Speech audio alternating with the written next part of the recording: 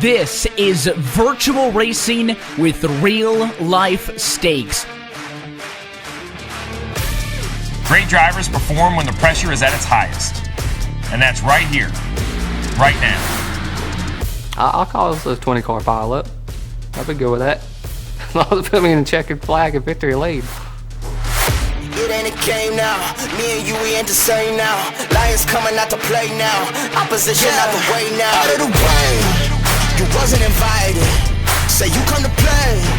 I dare you to try it. You don't wanna try me.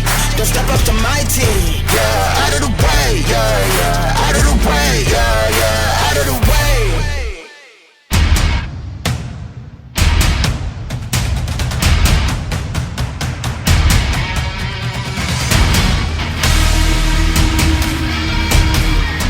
The road to $300,000 is ready for a Friday night first, where from the virtual Atlanta Motor Speedway, we say good evening, sim racing fans, and welcome to round 8 of the 2020 eNASCAR Coca-Cola iRacing Series.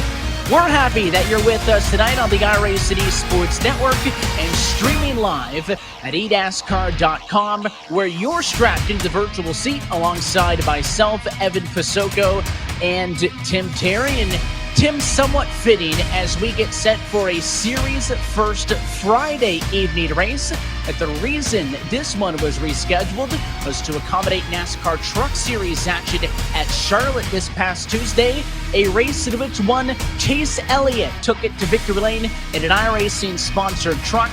Now it is our turn here tonight from the Peach State. You mentioned this was round number 8. We've been to Atlanta, including tonight, 8 different times in series history. Haven't been here since 2018. But Evan, the racing that we've seen so far this season, combined with what we've seen in the past at this racetrack, I am really excited to get this thing going on a Friday night.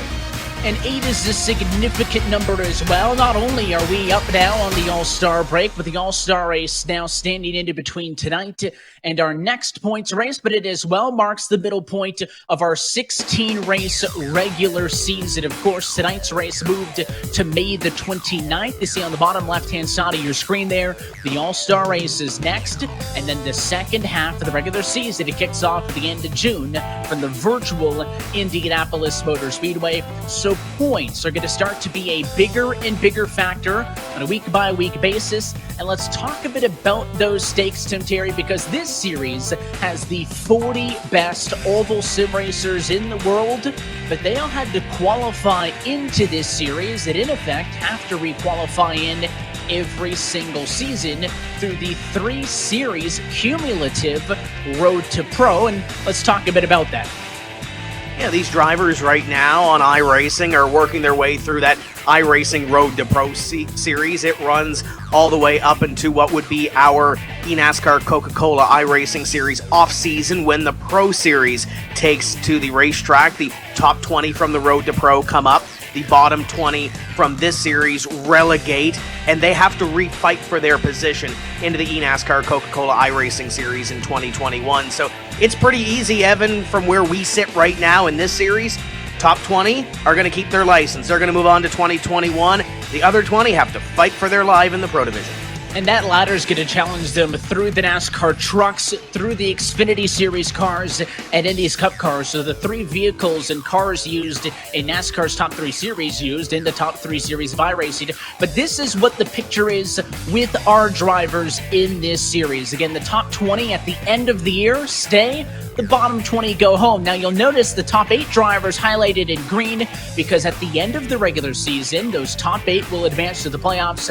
They are guaranteed to stay in this championship for next season. 9th through 20th, not guaranteed because there is no points reset. I could be sitting 13th at the end of the regular season, have a real bad 4 weeks at the end, and drop out. But we talk about, of course, big names. We've talked a lot, Tim, this season about Ray Alfalla going to back it down into the Pro Series, driving those Xfinity Series cars over the winter to requalify for this. Look at the names right now that are outside the top 20. Mullis, Vincent, Ray, Kerwin, all stars of this series that are at risk of being relegated.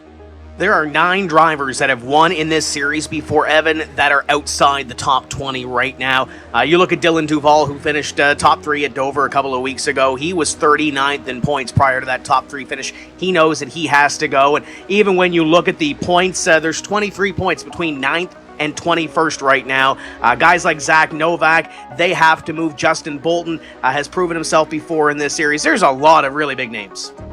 Yeah, Novak, of course, 16th. He is kind of on the cusp of those drivers that are good. You talk about the history of this Atlanta Motor Speedway. It mentioned as well that it has played host to many races in this eNASCAR Coca-Cola iRacing series. But the last time we were here was in 2018 when it was Matt Busa, a race winner, to advance into the championship 4. A different kind of race, Tim, based on where it was in the championship. First time we see it, though, kind of right smack dab in the middle. So what are we working with tonight's Tim Fact?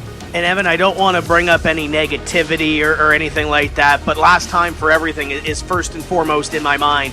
There are 4 of the last 5 winners since we've been here that haven't won again in this series. John Gorlinski, he's back in this series. He's a 2-time winner, the only repeat winner here at Atlanta.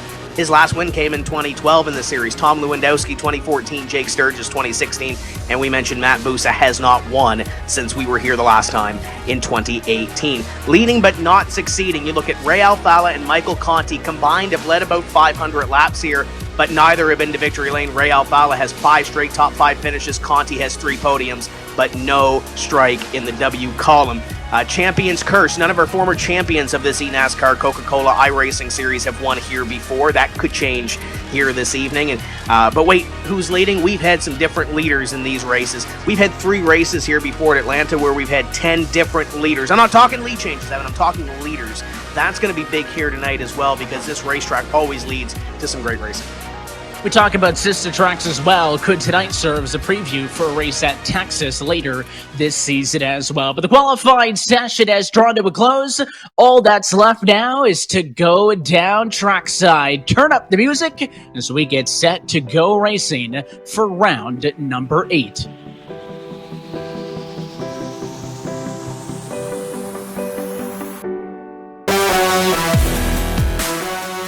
And it is Corey Vincent for a 5th time in his career on pole in this series. Is 28.686, the best of them all. He'll bring us to the green flag tonight. 2 of his previous 3 pole positions in his career coming at 1.5 mile racetracks. Right there, though, Jimmy Muller is going to join him alongside in second position. Colin DeKeister, race winner from Charlotte, alongside another hot rookie at Graham Bolin, going to start 4th. Zach Novak and Michael Guerrilla, your top 6. Row number 4, going to see Nathan Lyon and our 20th place driver in points. We talked about that relegation point. Christian Chalner comes in 20th in points. Veteran Brad Davies alongside Casey Kerwin, another driver that really has to pick up his boots here in the last half of this regular season. Michael Conti, Kane Cook to row number 6. And outside of the top 10, more big names back here, the likes of Jarl Teed with G2 Esports in the mix as well. But Garrett Lowe has been oh so impressive. He's going to be on the outside of row number 9 with a bit of work to do in that 21 Ford. You look at Logan Clampett, he's got to get going here. Matt Busa, former winner here as well. Bobby Zielinski, though, celebrating a birthday. Could the birthday boy go to victory lane tonight? There's a lot of storylines coming into this one. The likes of Ray Alfala, the 4-time champion back there. Former teammate Chris Overland tucked in line to behind. You got entries from Jim Beaver Esports, Motor Motorsports, through the rest. A big name, though, Ryan Luza, way down the running order on row 16. It'll be Sheehan and Shearburn, final row. 39th and 40th position. And of course, Tim, we were just at an intermediate racetrack last time out at Charlotte, but it was a shorter race and it was a different race as far as the weather. What are we working with? Yeah, we're looking at 86 degrees, the wind speed about 2 miles an hour, varying, and then the track temperature is going to be the big thing here tonight, Evan. 130 degrees currently. It's about noontime, race session time, so I'd expect that to get a little bit hotter throughout the day. These guys are going to be slipping and sliding. And a shorter race as well. We go from 200 laps down to 167. That will certainly affect our strategy. Let's take a look at our ASUS race analysis. And when you look at this fuel window, it's 60 to 65 laps, give or take or so. You can go about 70 laps on fuel, Evan. the magic number is going to be about 55 for that pit window. Two-stop strategy for most of these guys here this evening. Pit road speed 55 miles an hour. We've seen green flag pit stops. That will be very key getting down here to pit road. The race distance, 167 laps, 257 miles. And our 2018 winner was Matt Busa. Look at that field getting ready to roll off. Yeah, a bit of overcast conditions, of course. iRacing's dynamic weather and sky going to mean that the sun will be peeking out from behind the clouds and back and forth over the course of this one. As it looks like it'll be partly cloudy, actually, for this one. So 122 degrees, though, still trackside temperature is a hot one. But, Tim, you mentioned the possibility of this race going green. If it should, it'll feel like a sprint compared to the longest oval race of the season from 2 weeks ago.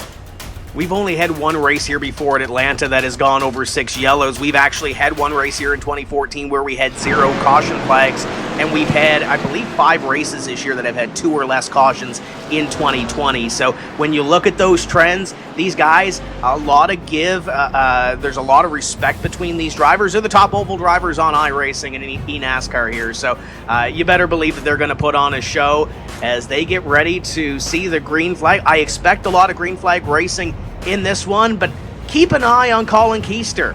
Won at Charlotte, starting P3. He's trying to get some more points to put himself in the top 20. Could that Roush Fenway driver go back-to-back? Well, the Fastenal Ford's looking good as well. Keep in mind the last time we were here in 2018, these cars a very different package. So we don't have kind of a 1-to-1 ratio on what we can expect to see here tonight. But it should be high speeds action as always from Hampton, Georgia. This time by the pace car going to dive to the safety of the pit lane. Field is going to be in the hands of the number 27 machine of Corey Vincent. Happy that you're with us on the iRacing Esports Network as we say, let's go racing from Atlanta. We're underway for round 8.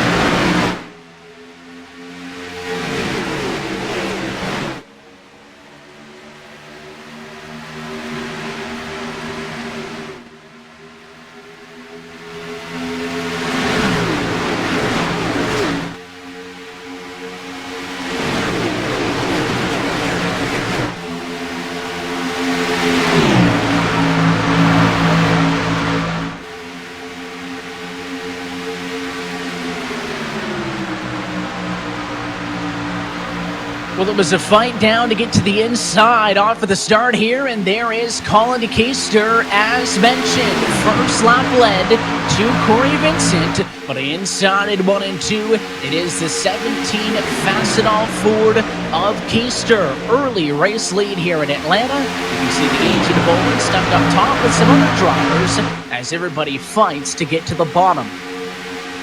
Bolin has had a fantastic rookie season so far. He's had a couple of great qualifying efforts here on these 1.5-mile ovals, but right now on the outside trying to find a place into line as you see the 17 of Colin Keister bring that Fastenal forward up ahead of corner number 2. Some great battles here mid-pack. There's the 42 car of Bob Bryant. You've got Matt Busa trying to bring his way to the front, and Bobby Zielinski trying to make it a big birthday celebration to the inside, trying to pick up one more as we ride on board with Blake Reynolds in 3.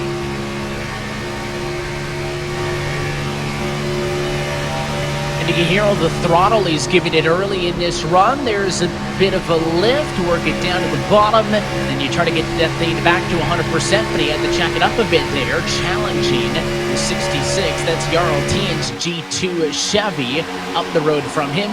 That battle for 15th position on back, but at least some drivers back here, right down on the white line, trying to get to the inside. Seems like the high side, not the place to be early. It's a challenge closer to the front of the field. That's the 90s Sudoku Toyota of Zach Novak stuck up top, fighting the 6th and 8th and Lion. It's a battle for P5 and 6. And right ahead of them, it looks like his teammate Jimmy Mullis going to try to go to the inside of the 27 of Corey Vincent as they look for position number 2. I talked to the Richmond Raceway Esports teammates a little bit earlier on today, Evan. And when I talked to them, they seem confident in their race cars. They've struggled a little bit this year. They're around that top 20 bubble on either side, trying to get in to that top 20 and try to make a run for the playoffs. They seemed confident tonight at Atlanta. We'll see what they can do over 167 laps as we run down the back straightaway, working lap number 6. There's a nice shot of Michael Conti, currently wheeling from position number 8.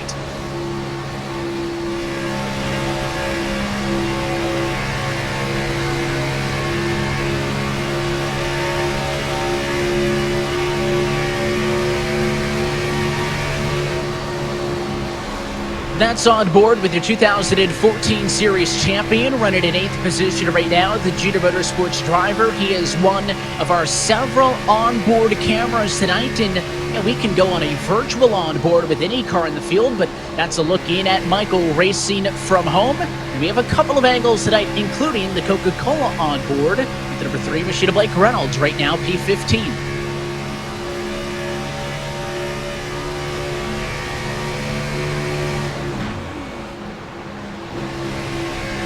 And there's a look at one of our Atlanta Masters. Ray Alfala has led laps in every Atlanta start except for one. Currently running in P16, battling for that 15th place position. Got Matt Busa ahead of him, and he looks laser focused going into 3.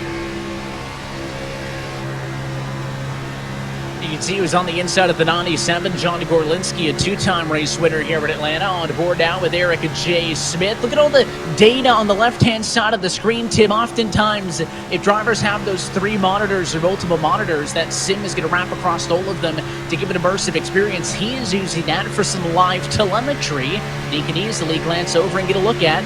That's a cool view there with Smith. Back to the 24 car in 36 spots. Some work to do here for Jake Nichols.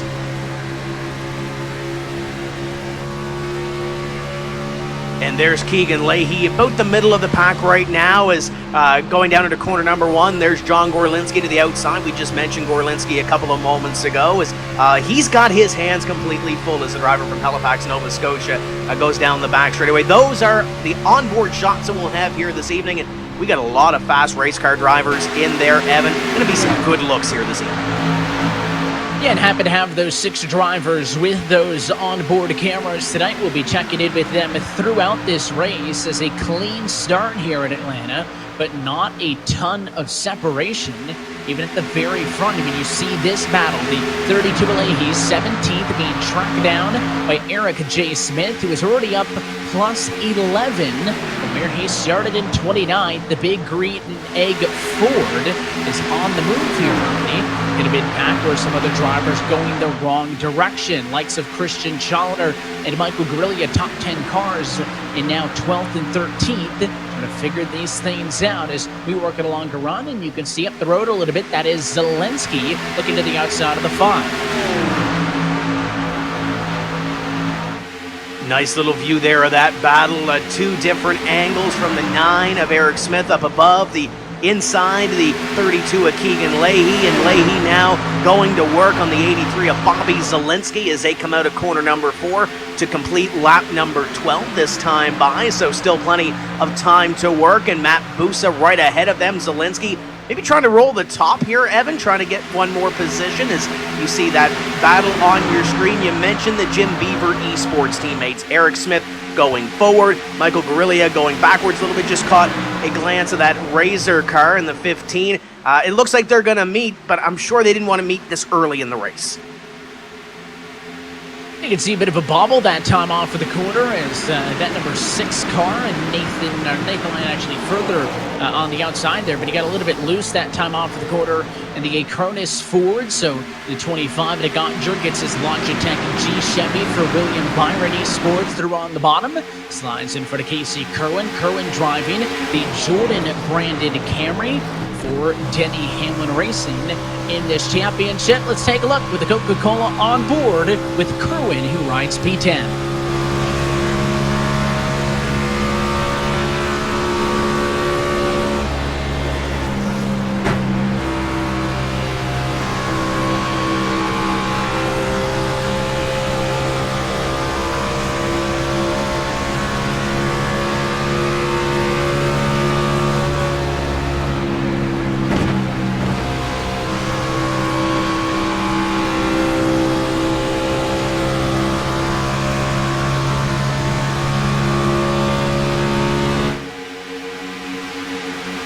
Was it that slow trip of around that last time through, Tim, as these drivers only dropped off a couple of tenths of a second for the very start of this one. And in fact, you can see that groove working in right on the bottom. Nobody daring to stray up by a few feet unless they have to. And right now, just about riding, maybe conserve your tires a little bit as the battle for second rages on, and that is the new second-place driver. It's Corey Vincent going to take that spot, and he's going to bring along Brad Davies in the 88 Davies, flexing his muscle early. The veteran's been around for a few of these Atlanta races, now moves to that third-place position, and it looks like he's got a little bit of speed inside that race car this evening as they launch down the back straightaway. There's a nice little shot right there. You got Brad Davies, who's been in this series since its inception in 2010. Then you got Graham Boland, who's in the middle of a breakout season in his rookie campaign, running in position number 4. There's a great snapshot of where we've been and how far we've come so far in this eNASCAR Coca-Cola iRacing series. Yeah, we talked about relegation off at the top. Again, in theory, that class of drivers that will challenge the bottom 20 from this series going to be the best year over year. So it's real interesting to see how that shakes into the equation. And got some teammates running together. We mentioned all the team affiliations. These two drivers both representing Richmond Raceway Sports. It's Nadia Zach Novak, the 46, Jimmy Mullis. Tim, they did not have it a couple of weeks back, but are looking good now with both cars in the top 10. When we talk about teams being headed by actual NASCAR teams, NASCAR drivers, esports orgs, how about a racetrack? The Richmond Raceway guy is doing well right now, but under fire is Conti looking to the inside of Mullis. Yeah, Novak, your defending series champion. You remember back to Charlotte, Evan. He got caught up in a little bit of an altercation early in that race, but without an aid of a caution plate, he was really behind the 8 ball all night long. Had some issues at Dover as well. Really just needs to shake the bad luck, and currently right now in position number 4 trying to do so. Michael Conti, you remember back to Charlotte, did that 3-stop strategy, didn't work out for the WR1 Sim Chassis number 8, currently sitting in position number 5. The good news, I think here, Evan, with the way this plays out, if we do 55 lap runs or so, I don't think there's a 3-stop strategy you can play here, but then again, that's why we're up here, and guys like Brandon Hastings are down in the box, making sure all those numbers are correct as you ride on board once again with Michael Conti. He's got a little ways to go to get up here to catch Zach Novak. And we've seen times where that strategy has worked out. Doesn't always play through like last time out at the Charlotte Motor Speedway, but sometimes those gambles are how you get the wins. So there's a big sweeping move to the bottom. The 83 of Bobby Zelensky trying to squeeze the inside at 8th and Lyon. A little bit of a bobble that time, up and out of 4. He'll get the spot on the inside. And if Alfala closes it in behind him, this could spell trouble for Lyon. The whole host of cars lined up below him on the preferred line as you go on board with a 5 of Matt Busa, defending race winner from here in 2018.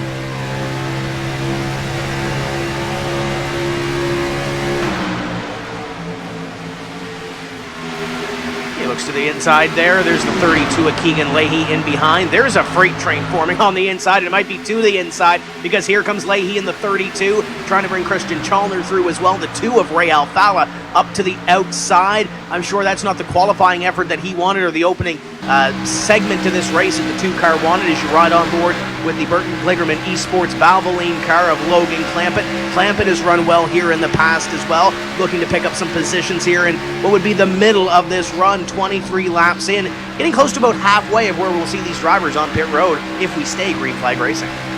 It's a big day for the Burton Kligerman Group, of course, announcing a whole host of kind of semi-development drivers for that team today, and some of the more well-known sim racers and streamers going to be representing that brand as we've seen more and more of the teams in this championship extend beyond just the 2 cars that they each field in this championship. Side-by-side battle, it is the 8-car Michael Conti on the inside of Zach Novak for 4th and 5th position. We talked about last time out at Charlotte, Tim, kind of being our de facto Memorial Day weekend race, but his patriotic colors still on board at number 8 Chevy for tonight. And you look back in behind this battle, how about Nick Ottinger back there in the Logitech William Byron Racing entry? And Ottinger has kind of been hot and cold here at Atlanta. He has 2 third-place finishes. He also has 2 finishes outside the top 30. He won at Dover earlier in the season, running within the top 10 here this evening. I think Nick Ottinger might have something for these boys before it's all said and done. But usually Ottinger saves a little bit as you ride on board with the 25 down into corner number 1, chasing down that 8 car. Drove it in hard and he made it stick. A nice move by Jimmy Mullis. There will not be a counter, I should say, but it got during the battle for 5 and 6. So give it to the 46 Toyota for the moment. And now the battling behind is with Jimmy's teammate, the Donnie Machine, Zach Novak, of course, your defending series champion. How could you ever forget the memorable moment when that season finale was on NBCSN? You saw his emotional reaction as his family came in to share in that moment with him. Zach, of course, with some work to do if he wants to go back-to-back, and he is behind this battle as we look up at the front for the fight for the race lead. Corey Vincent, Tim, led lap 1, but that was it. It has been Colin Keister since, 27 knocking on the door again, and he is aided by that 88 of Brad Davies behind in third. You look at these drivers that are up in front. Colin Keister are battling for that top 20 position in the points. The 27 of Corey Vincent outside looking in, P26 in the standings. Brad Davies within the top 8 within playoff contention. So a tale of really 3 seasons that are battling for the lead right now.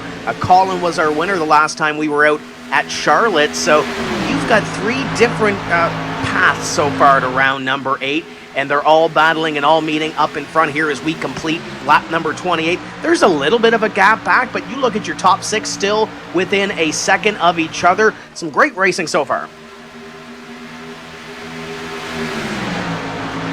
And you can see those top 3 trying to pull just a bit more, the likes of Conti, Mullis, and Ottinger. Not that far back as well, as kind of they want to be in the mix as well. But our friends at ASUS are doing a fun giveaway tonight that you can participate in. You have an opportunity to win a 1-year iRacing membership, as well as an ROG Strix Scope keyboard, an ROG Chakram mouse, and a Delta headset, all courtesy of ASUS, an official hardware partner of the eNASCAR Coca-Cola iRacing series. Go to that Twitter handle, ASUS_ROGNA, for more information on how you could be entered in to win that fantastic giveaway that'll be headed out to one of you tuning in at home by the end of the evening here tonight. Yeah, great prize there. And speaking of prizes, here comes Keegan Leahy to the inside. Going to try to pick up one more position. That would be for position number 10. So Leahy will enter the top 10 for the first time this evening. Spoke with Keegan a little bit before we came on air tonight, Evan, and he said that he's done a lot of work. Probably the most work he's done all season long for a race has been this one at Atlanta. He was confident coming in, and with this sport, regardless if it's in the real world with the NASCAR Cup Series or here with the eNASCAR Coca-Cola iRacing Series, confidence is key and pretty much half of your preparation to get into one of these races. Look at Corey Vincent sawing on that wheel in position number 2, trying to make his move on Colin Keister to take the lead back.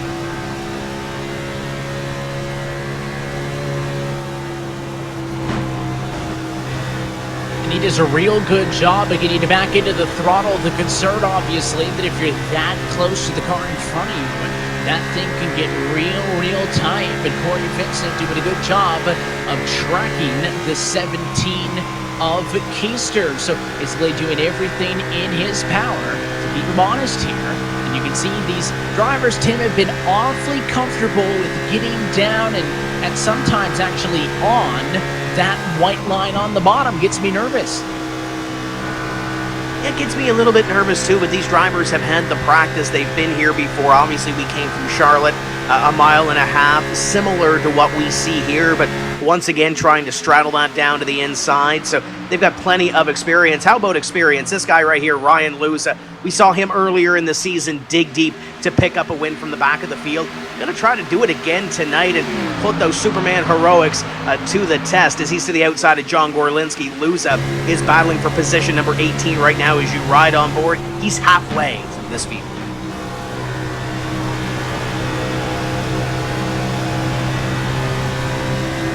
He's been doing an awfully good job, and of course, if you're just tuning in to this race and may have missed some of the other ones, Ryan Lusa won 3 in a row: Homestead, Bristol, Richmond. But a rough trip the last time out at Charlotte, as here is the challenge for the race lead. Vincent to the bottom. He can't clear, though. And now here comes Brad Davies. He wants to fight for second, trying to the outside of the 27, but it will not stick. We hit the reset button, and we'll try it again. Vincent nearly lost the spot by going after Keister, who was able, at least that time, to hold him off.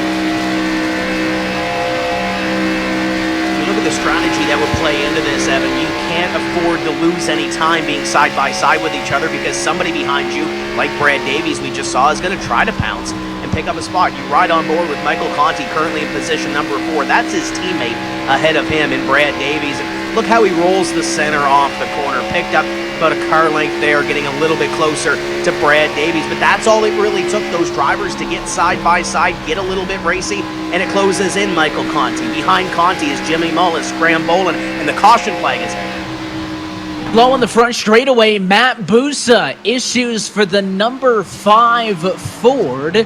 We talk so much about the fact that he is your defending race winner here from Atlanta, and I think the 5 Busa involved in some way. I'm seeing damage on his car and Brandon Cattell's Ford, so something tells me those two may have gotten together as we work on getting a second look. And those are two drivers that need to get some points here and need to start getting some insurance as we head towards that all-star break in the second half of this regular season. But we'll see what happened to bring out that first caution flag, an opportunity for these drivers to come down pit road. But let's take a look at it on the Coca-Cola replay. You're going to be on board with Busa here. A little bit slow that time of the 2. You see the 37 machine on the inside of him. That's Challenger, and of course not in the preferred spot, riding the outside, and it's tough to tell. It looked like almost him, at least from the onboard, that Busa was trying to tuck in line. I couldn't tell if it was that or that car on the bottom pushed up, but they got together in 4. That's where the contact comes from. Busa gets the worst with the first yellow of the night. And here come all the drivers down onto pit road. Evan, I still think at this point it's probably a 2-stop strategy from here, lap number 38. You add 55, you get to about 80, 90 or so, and then you still stop at the end. You might be able to stretch it if this thing does go green. It could bring up a little bit of strategy, but for the most part, everybody down on pit road to get service to their race cars.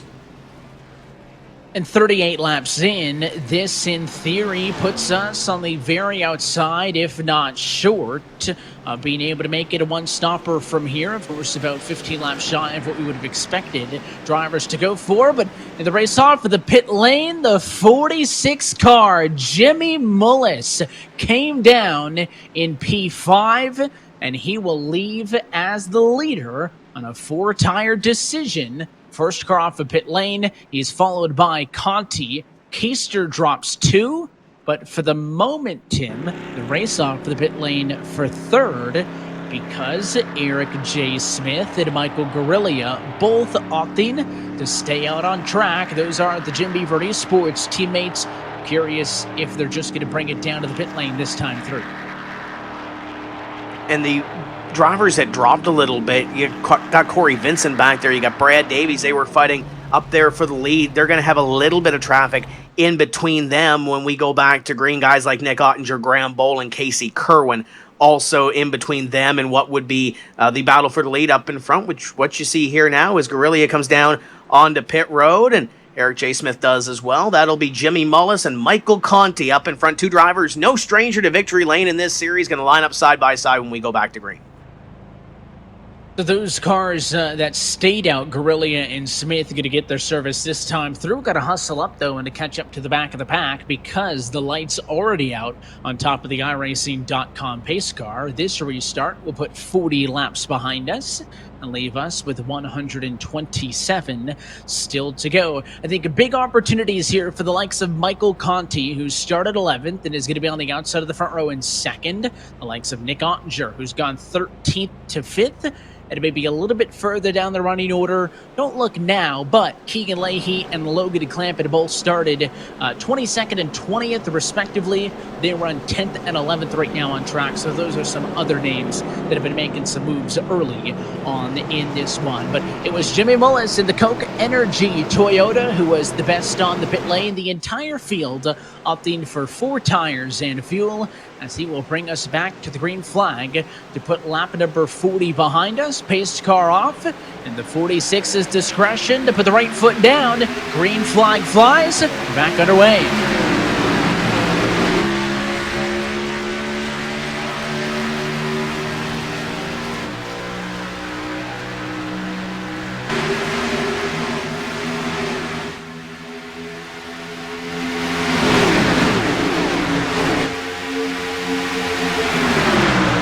Peeking to the outside was the 17. Oh, and there's going to be contact. Davies gets turned.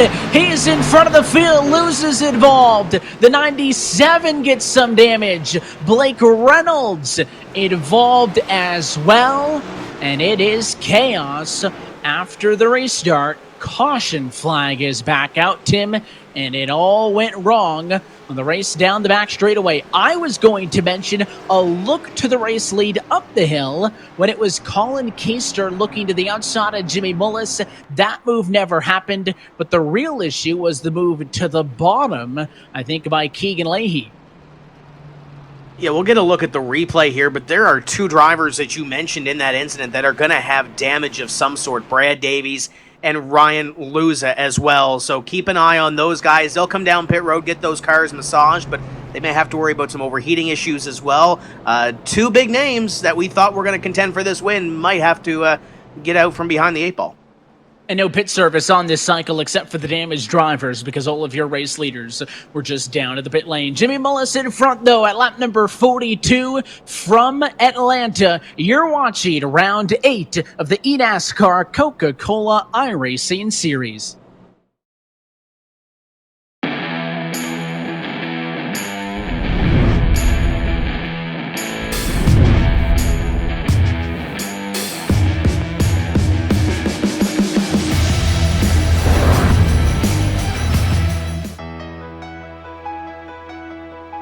For those living together and those living apart. For classmates, graduates, and teachers making the best of it. For the restaurants delivering to our doorsteps. For the frontline workers putting it on the line every single day. For this great nation determined to be stronger on the other side. Thanks to all of you, we'll be together again.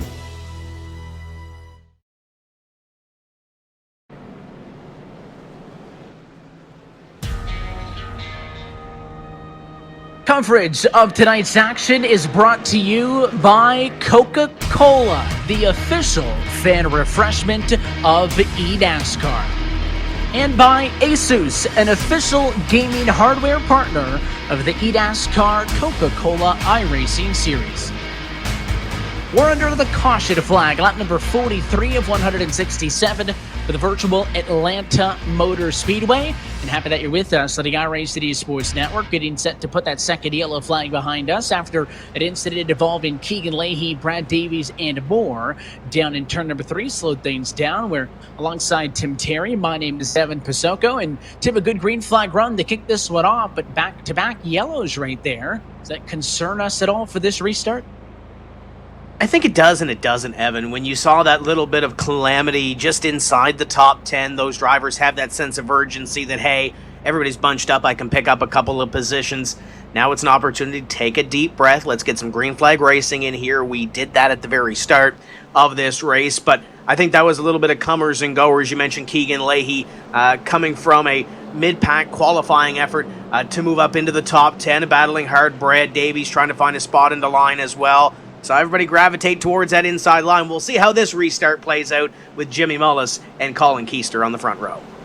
All 40 cars who started this race still being scored on the lead lap. So I mentioned last time, the leader controls the restarts. He has, for the pace car, dives at the pit lane to the exit of the restart box to initiate the restart. There he goes. It's Mullis back to green, 44 laps down.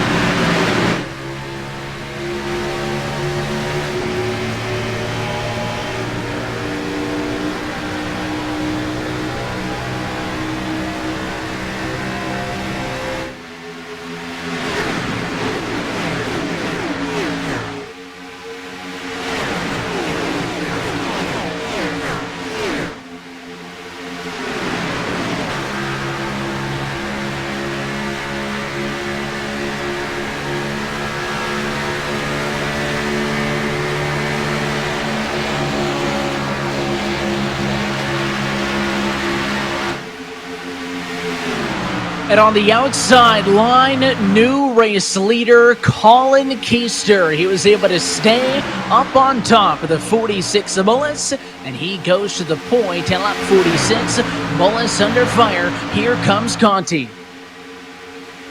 And 3 wide in behind, Keegan Leahy continues to make moves. That's his teammate now in the middle of Casey Kerwin.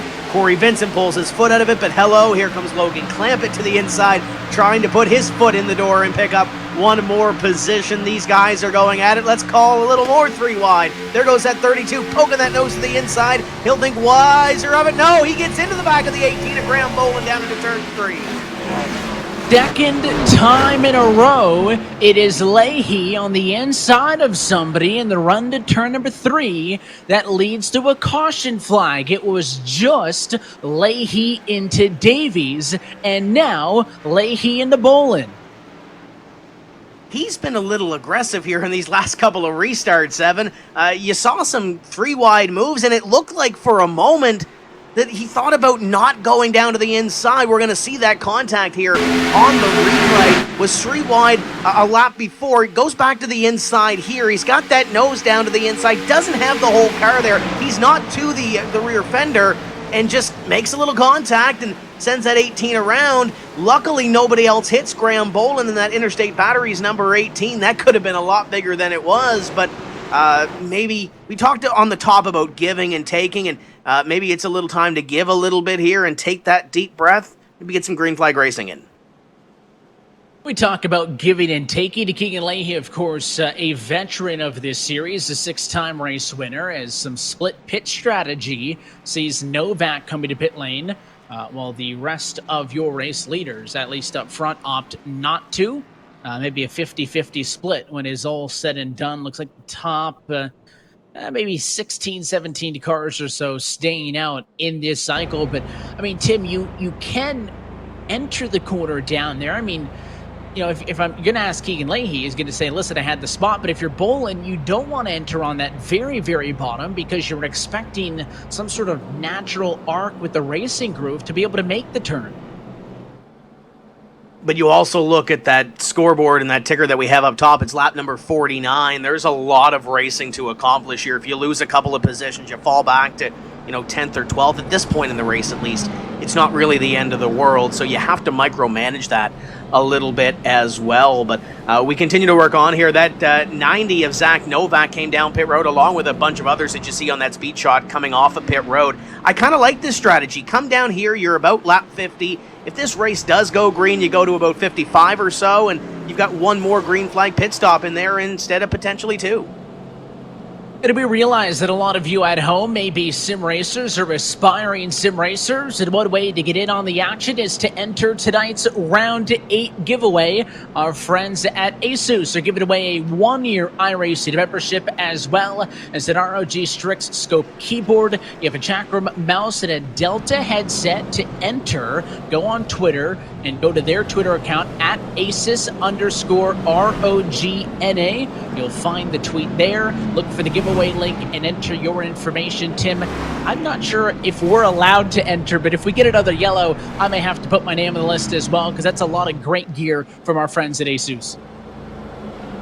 Yeah, I could use another headset and a keyboard. I know I use a lot of the Asus products here as well, so always great to see. Let's look back a little bit. We're 50 laps into this race. Let's look back at some of our Tim facts here tonight. When you look at the leader last time for everything, well, we hope this isn't Colin Keister's last win if he does secure this one. He's been on kind of a little bit of a roll, leading but not succeeding. Michael Conti, currently P2. That's not the first place position, but he's still got over 100 laps to get there. Ray Alfala qualified 26. He's done a very good job digging out of that hole, currently in position number 9.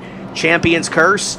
Colin Keister hasn't won a championship yet in this series, currently leading this race. None of our past champions have won here before at Atlanta. And lead changes, leaders, yeah, we've had a few different leaders so far here this evening, so that trend continues to go forward. And I don't know if we're going to break that mark, Evan. Back in 2010, our first race that we had here, we had 11 different leaders. Broke in 2016. We had 13 different leaders when Jake Sturgis went to victory lane. He only led 29 laps that night. Justin Bolton led the most laps that evening. He led only 33 of the 167 laps we ran that night. So still plenty of time to go. Still plenty of time for some of these drivers to get up here and mix it up front. I got my eye on Casey Kerwin back there, running in position number 5. He's worked his way up from position number 10. He's in need of a good run to really turn his season around. This could be it. We're seeing that 23 car up here in the top 5. This could very well turn his season around. And we talked earlier about the relegation. If you're going to start to turn things the right direction, now the time to do it, because after tonight, 8 regular season races down, 8 to go.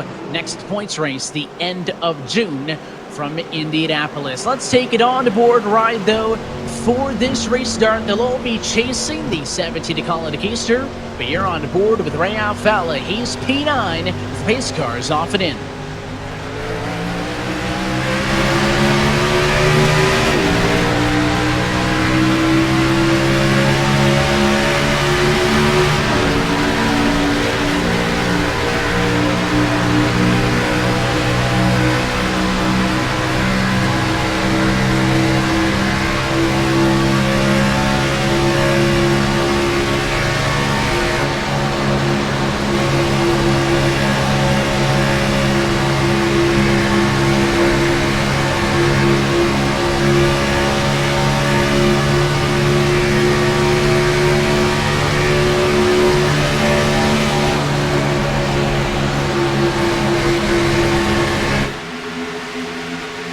Looks pretty calm on the board, but he's in kind of a hornet's nest here as those cars tail end of the top 10 can't get single filed out. It's Corey Vincent, a big slide down in front of the 2 of Alfalla as everybody tries to get to the bottom.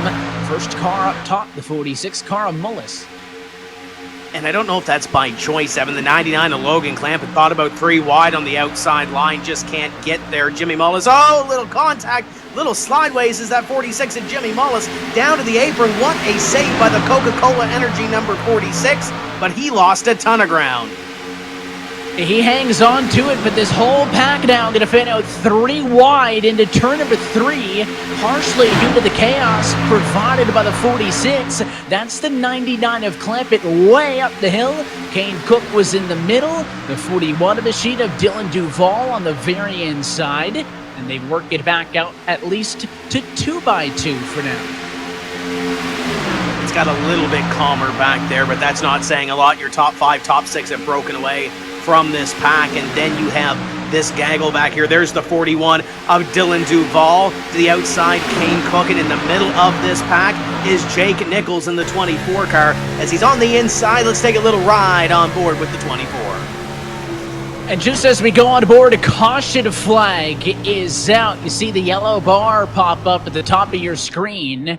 It is not from him on up. Oh, but it's heavy damage on the 4 of Santiago Tires, the track pass entry, the Letardi sports car, and a couple of drivers not happy with the blocking, but I think there was more than just that to this incident. Several drivers involved, including Sheehan and Novak, as we'll get a second look here in a moment.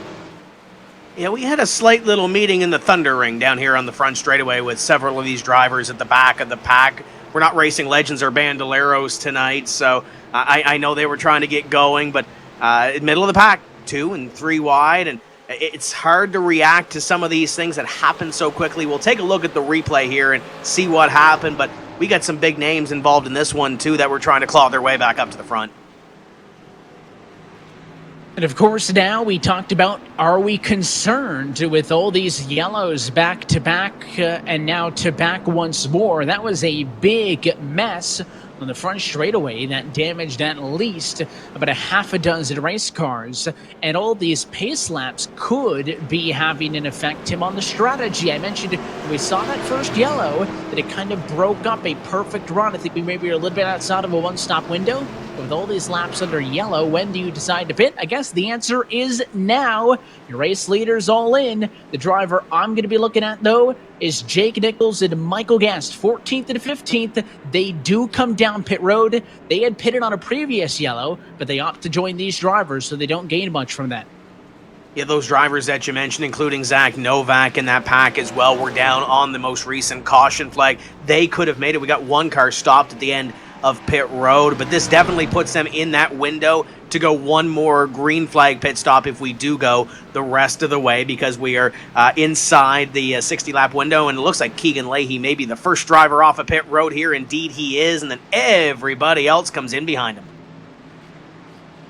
So they all agree. You can see there's a lot of 3 wide behind, but for Keegan Leahy, a 2-tire decision, having only spent 10 seconds in the pit box. It was a 14.6 second stop for the next car up the road.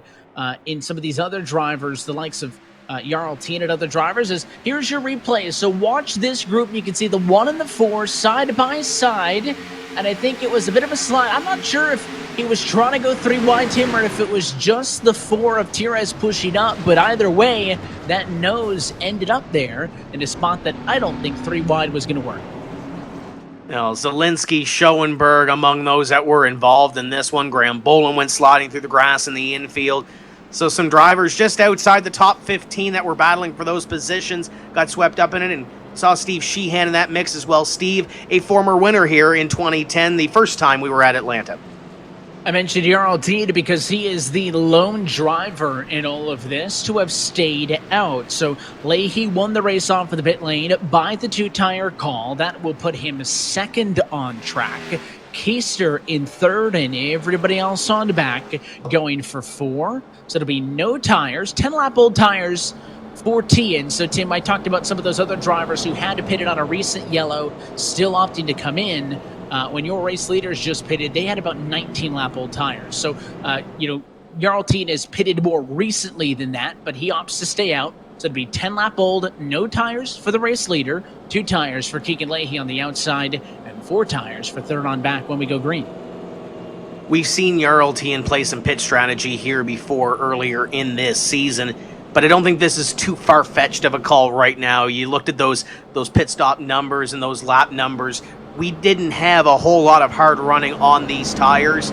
Keegan taking 2. It's going to be an interesting gamble to really see how this plays off between those 10-lap strategies on the tires. We do know Colin Keister is going to be quick regardless what he has on that race car. Casey Kerwin, Nick Ottinger, your top 5. Then you got Corey Vincent back there in position number 6. So we'll see what happens with those guys. Ray Alfala firmly within the top 10. And I was about to mention earlier before we had that caution flag, Dylan Duval within the top 10 as well. Had that top 3 run a couple of weeks ago at Dover, was mired back in the 30-somethings in the point standings. That Stuart Haas, a gaming driver, up now looking for a top 20-something position in points, trying to claw himself back in to contention to avoid that relegation round we talked about earlier.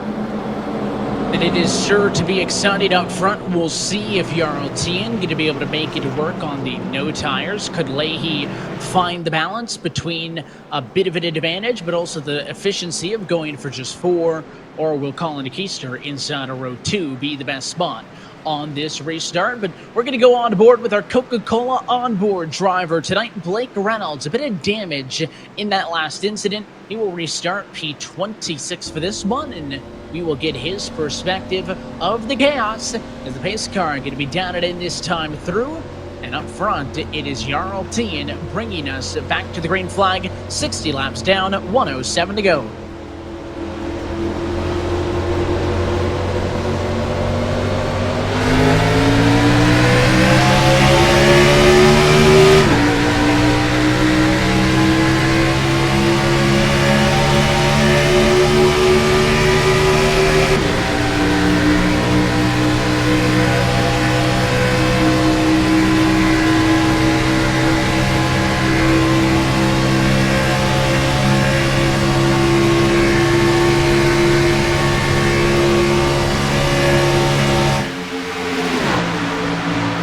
You can see he was struggling with some speed there as we're going to go 3 wide for second. Leahy slow. It's the 25 of Under to the inside, but here comes Keister. He goes on the outside. The 23 of Kerwin the next to do the same, but a call to Keister to the inside of Jarl Teen, fighting for the race lead down the back straightaway. And in behind them, the run by Ottinger to the inside. Tien goes to the inside, throws that little bit of a block, shuts the door. Down into corner number 3, Ottinger going to find his way to third. It'll be side by side, 3 wide in behind them. Ray Alfalla in the middle of this to the inside of Keegan Leahy. Kerwin tries to find a line to the inside. He'll do so in front of Kane Cook, but there's still 3 wide. Vincent and Conti stacked up top. The very outside line was the means by both Keister and Kerwin, but at some point you do have to get back down to the preferred lane on the very inside. On board with Alfalla. He's got the 32 of Leahy on his door, and they're battling for 4th and 5th. Is up the road, almost contact, as it is Ottinger to the inside of Tien. This now the battle for 2nd. Ottinger's got the bottom. That is the preferred lane, and he will take away 2nd spot as Jarl throw a block on Alfalla for 3rd. Of course, he doesn't want cars to get to his inside. The 2 car, though, looking into 3. What a run for Ray Alfalla to the inside of Jarl Tien, battling side by side for position number 3. Tien holding that outside line. Keegan Leahy behind them, doing a great job holding off the 8 of Michael Conti, the 23 of Casey Kerwin. Logan Clampett a part of that battle as well. But how about the run from 26th for our former series champion, Ray Alfalla? As you see the double box, Alfalla to the top, Leahy to the bottom, and the battle for the lead up in front. Ottinger to the inside of the 17 of Colin Keister. 2 of the heavyweights in this series trying to run inside of the top 5 at Atlanta. Well, the battle for the race lead rages on. Leahy with a big move, high to low. Behind all of this, Alfalla now on the battle for the race lead, as it is Nick Ottinger. He's on through. It is Logitech G Chevy takes over the lead from Colin Keister, but Ray Alfalla follows him through. He is on his bumper, tracing in the run down to 3. The move not going to happen yet.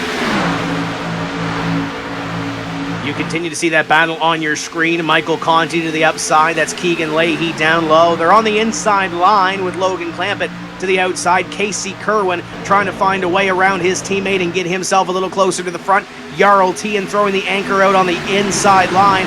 Keegan Leahy's going to have to try to figure out where to go. Looks like he's going to gravitate up to that high side, follow that Valvoline 99 of Logan Clampett to that upside.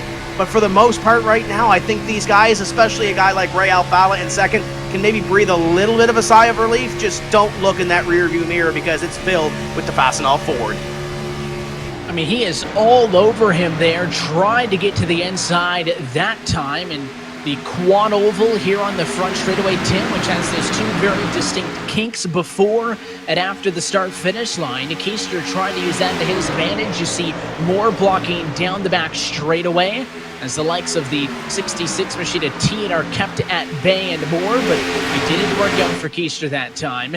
He stays 3rd, Alfalla 2nd, chasing race leader to Ottinger, but this is a driver that I mentioned a couple of restarts ago. Logan Clampett started in 20th position, and he has just cracked the top 5.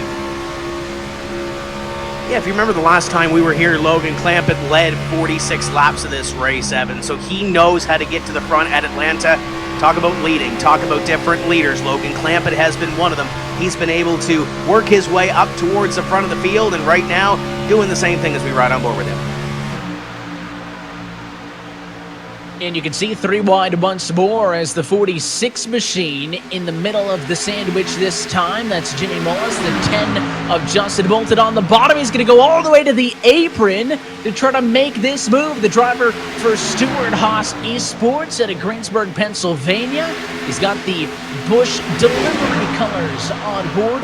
That Ford Mustang again tonight. Oh, and he almost got into 10. Trying to get to the inside. More contact as they are all over each other. Up front, it is Ray Alfalla to the race lead at the completion of lap 70 for the first time tonight. He's now come up through the field after starting P26. This is the Ray Alfalla of Bolton. This is a battle back here around the 20th place position. Justin Bolton finally going to get past Jarl Tien. You got Brandon Cattell back there. Guerrilla on the inside fighting for those spots. Ashton Crowder up to the top. Justin Bolton, though, just had to dodge a bullet. Might need to dodge one more, though. Here comes that 77 to the inside. There's the other G2 teammate up there of Alex McCollum, and Jarl Tien continues to fall back. The Razor, number 15 for Jim Beaver Esports. Michael Guerrilla next up to try to make the move. And he's going to be working on the inside. The Floridian for Jim Beaver Esports, I should say, with the Polaris Razor colors on his 15 machine this evening. And of course, ahead of the 14, of course, we saw Cattell in an incident early, so maybe a bit of the damage is hindering that iRacing Clint Boyer Racing sponsored machine. You got the Mode Motorsports entries not that further back as well, as now we catch up with the 27 of Cordy Vincent, your pole sitter, who, Tim, hasn't looked incredibly strong. And to be fair, he's been a top 10 car, and to be a top 10 car in this series means that you are really, really fast, but I don't think really had the start to this race that he was looking for after not only besting the qualifying session, but being the fastest driver in practice earlier as well. And there's Dylan Duval on our screen, the Stuart Haas Esports driver from Halifax, Nova Scotia, trying to get some more points, claw his way a little bit closer to that top 20 in points. Currently in the top 10 right now, in position number 9. Chatted with Ed Birch, one of his crew members, a little bit earlier on today, and they were confident in the speed of what the 41 of Duval and the 10 of Justin Bolton had. But you can't win this race, Evan, on lap number 75. You still have to get to the end. We're just shy of that halfway point. So these drivers positioning themselves in a way to win this one, as Jake Nichols, he was in the Hornet's Nest earlier. He's up in the top 10 now. And you can see there he's chatting. We saw that as well when we went on board with him just a little bit earlier in this race as well, the Mode Motorsports drivers. And Tim, even though this is a virtual race, it is all real people interacting with the iRacing sim. If you're kind of a casual sim racer like myself, iRacing has kind of an automated sponsor, an automated sponsor, where if there's a car on your inside, somebody will read that out to you. But at this level of sim racing, there are multiple people on each team in this sim. So he's either talking to his spotter, who is watching this race, letting him know what's happening. He could be talking to his crew chief, formulating strategy, or his teammate. I mean, there's a whole host of people that these drivers could be in communication with at any given time. They're looking at telemetry. They're trying to pick pit strategy. I don't want to jinx it, but we've been green for a little while right now. So if we go green on a fuel run, when do you come down pit road for that final stop? I think back to that onboard shot that we had with Eric Smith a little bit earlier, where we saw that telemetry on that farm monitor about fuel numbers and different calculations these drivers and these crew members can look at throughout and change the pit strategy on the fly. These drivers do not do it alone. They get by with a little help from their friends. As Nick Ottinger, he had a battle for the lead with Ray Alfala, went to the inside, thought he was going to take that lead away, but Ray Alfala came right back. And here's the 75 of Phil Diaz, the other Mode Motorsports driver. We talked about Jake Nichols a little bit earlier on, and now Phil Diaz. He's trying to get a top 20 run out of this, Evan, currently positioned in P21. He's got one more spot. Zach Novak to the outside. A little bit of damage to that Sunoco car as Phil Diaz will look to get into the top 20. Yeah, Diaz was with Mode last season as well, the team that is owned by the former Chicago Bears guard Kyle Long, and one of the avid sim racers in the community. And you can see his view of the battle up front with Guerrilla and the Donnie machine of Novak. Again, all of this 19th position on back. And we talked a bit about that relegation, Tim, and Zach Novak, unfortunately for his case, falls into that conversation. He has had a rough couple of weeks. After Charlotte, he dropped 3 points, or 3 spots, I should say, in the points, and he's down now in 16th spot, only 2 ahead of the cut line. Not a title defense that the Nani car was hoping for. It's almost like a championship hangover per se, Evan, where he's had a couple of bad races recently following that championship run. It looked like a little bit earlier on, qualified well up in the top 5, but has a little bit of that damage, was involved in one of the recent caution flags, and now he's hanging around the top 20, not where he really wanted to be. To the inside, you see the Letard Esports 36 of Chris Shearburn. Shearburn started dead last here this evening, so he's worked up about halfway through the field as well. And you look at that battle up there, there's Dylan Duval, there's Casey Kerwin and Jake Nichols. The battle just inside the top 10 as they drive it down into corner number 3, lap number 81, being worked on the board just a little bit shy of that halfway point. And as we close in on halfway, just some housekeeping notes that both Graham Bolin and Steve Sheehan have retired from the race. They've taken those cars back to the virtual garage, and their nights will end. So that'll be a very, very poor way for them to head off and into the All-Star break. But, you know, through all of the trials and tribulations of this race, the battle for the lead has been stellar throughout. And, I mean, look at the intervals there. Your top 4 cars all within a half of a second of each other, with Falla, Ottinger, and Conti first, second, and third. And we just mentioned Graham Bolin to the garage. Let's get with the driver of the number 18 Michelle on the radio. Graham, I know you didn't want to be talking with us this early off in the night. What went wrong tonight? Well, I got turned by Keegan. Saved that. I only had like a little bit of damage, and then we started back in like 25th after getting turned, and then there was just a big wreck, and I had nowhere to go. Of course, there was speed, though, at the start of this race in that Interstate Batteries Toyota. You started up in 4th position, stayed up front. I know you're not going to get the points that you feel like you deserve, but can you take any solace in the fact that that car was fast? The long run was good. Mid run was kind of iffy, but the short run and long run were really good. So I feel like if I would have got a top 5 pretty easy, but I got wrecked. Well, not easy, but you know. So. Well, this is tough because you came into tonight in a playoff position. Obviously, a poor points result tonight is going to hurt that. But we are halfway through the regular season. After tonight, we'll take the All-Star break and things pick back up at Indianapolis. What's going to be the key in those next 8 races to make sure you're a playoff driver come that time? Just keep on with the consistent finishes and keeping the car clean all the time. Like, the consistency is going to weigh out the people who are, like, fast for, like, one race. We look forward to seeing how the rest of the season plays out. Thanks for chatting with us, Graham, and the best of luck next time out. Thank you, Evan. As chatting with the driver of the 18 machine, Graham Bolin started 4th. Tim, an unfortunate DNF for the driver who came into tonight. As I mentioned, a playoff driver. He was 7th. That will not hold after tonight. He'll have that break for the most part of June, though, to try to reset, take that deep breath, and get back at it again. Evan, the top 4 right now represent 54 wins in this series. You want to talk about strong and star power in this series. Ray Alfalla, we got a battle for second between Keegan Leahy and Nick Ottinger. Leahy going to take that position. Michael Conti closes in from behind. What a battle for second that's starting to brew.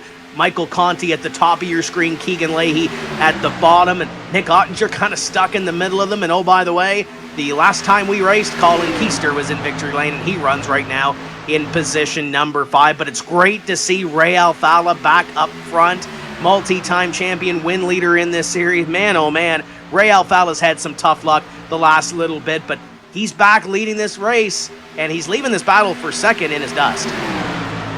And that's the objective, is to pull away, because I mentioned the battle for the race lead has been so good tonight. Of course, that not by design. Your race leader wants to get away and run this one, but I mean, everybody's been doing a very good job of keeping him honest. And again, I think it's a combination of this package, the high speeds that Atlanta is known for, at least for second on the back, almost impossible to get away. And it's Michael Conti looking outside of Ottinger.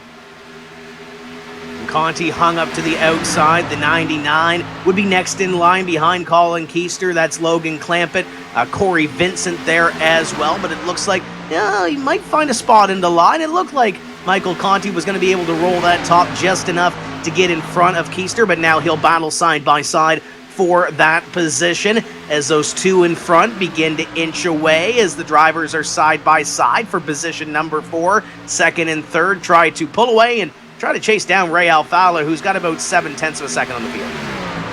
And the folks over at Richmond Raceway Esports, by the way, Tim, reminding us that they are not convinced Zach Novak's on a championship hangover because he's not even old enough to drink yet. That goes to show you just how young some of the drivers in this are. I did remind them that we're Canadian, so it's a little bit different by what we're thinking. But we want you to be in the conversation with us. Use the hashtag eNASCAR. What are you thinking about of this race so far, as we are now past the halfway point in this race? On board with the Logan Clampett is under fire. Corey Vincent trying to turn that wick up just a little bit on the bottom. Going to be better into the corner, Tim, but here off the corner down the back is where Clampett pulls that advantage. Wait, you ain't to tell me that last year in that championship celebration there was sparkling non-alcoholic champagne in that celebration? 100%. Okay, I think I can live with that. Look at this battle, though. Logan Clampett on the high side.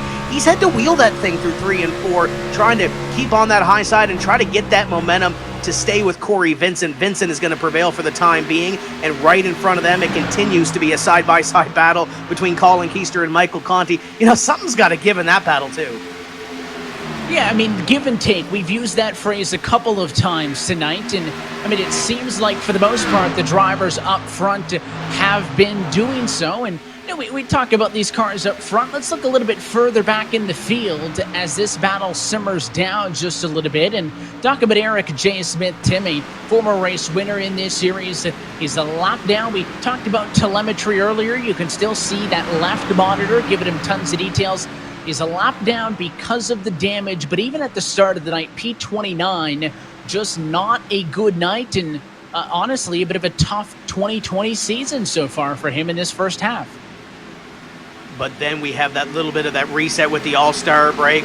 It'd be nice to fire something up on that big green egg afterwards, though, and kind of forget about this race and put that behind. So currently in position number 36, that Jim Beaver Esports driver, and that team were looking good earlier tonight. We're coming towards the front of the field, but with that damage kind of hindering them right now in that big green egg number 9. You see that battle right there. There's a 21 of Garrett Lowe, the 10 of Justin Bolton. Kane Cook has had an up and down season. He's had some really raw speed.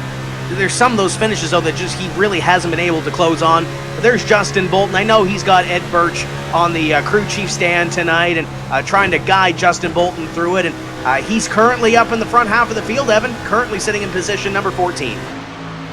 Yeah, Stewart Haas Esports, one of the new teams to this championship for this year, as they upped their commitment in the eNASCAR space by joining this series this year. And somebody else that we have talked a lot about the last few weeks is Garrett Lowe, coming into a very tricky position, driving Ray Alfala's car from last season, and he has been an absolute stunner. Tonight, a little bit off his typical pace. He's a top 5, a top 10 car weekly, running in 13th position right now, moving the right direction in one of those 2 Wood Brothers Fords.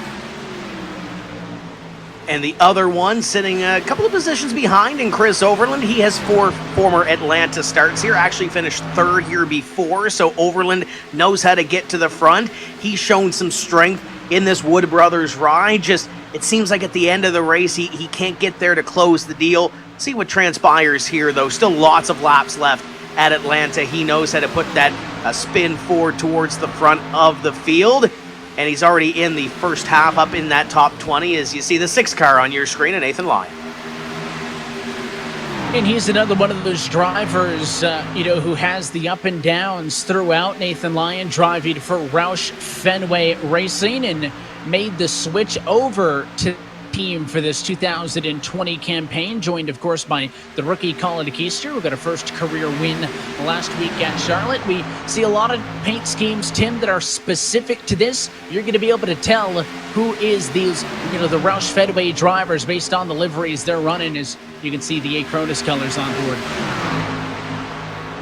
And there's Casey Kerwin just getting into that hole in front of the 6. The 6 of Nathan Lyon back to the inside, and Casey Kerwin thought about 3 wide by the looks of it there in the middle, but Kerwin, driving for Denny Hamlin this season, is on the other side of that top 20 when it comes to the points graphic, and he needs to get going, but he needs to get going real quickly in that Denny Hamlin Racing number 23.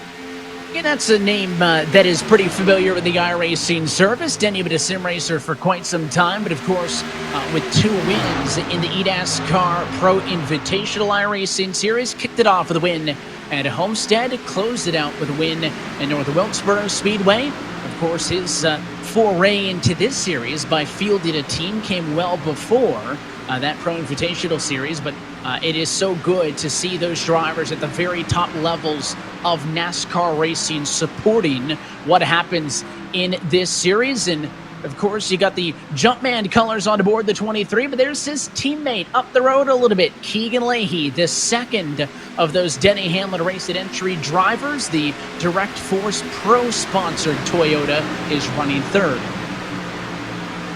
And kind of had to come from opposite ways in this field. Keegan Leahy started 22nd up to third.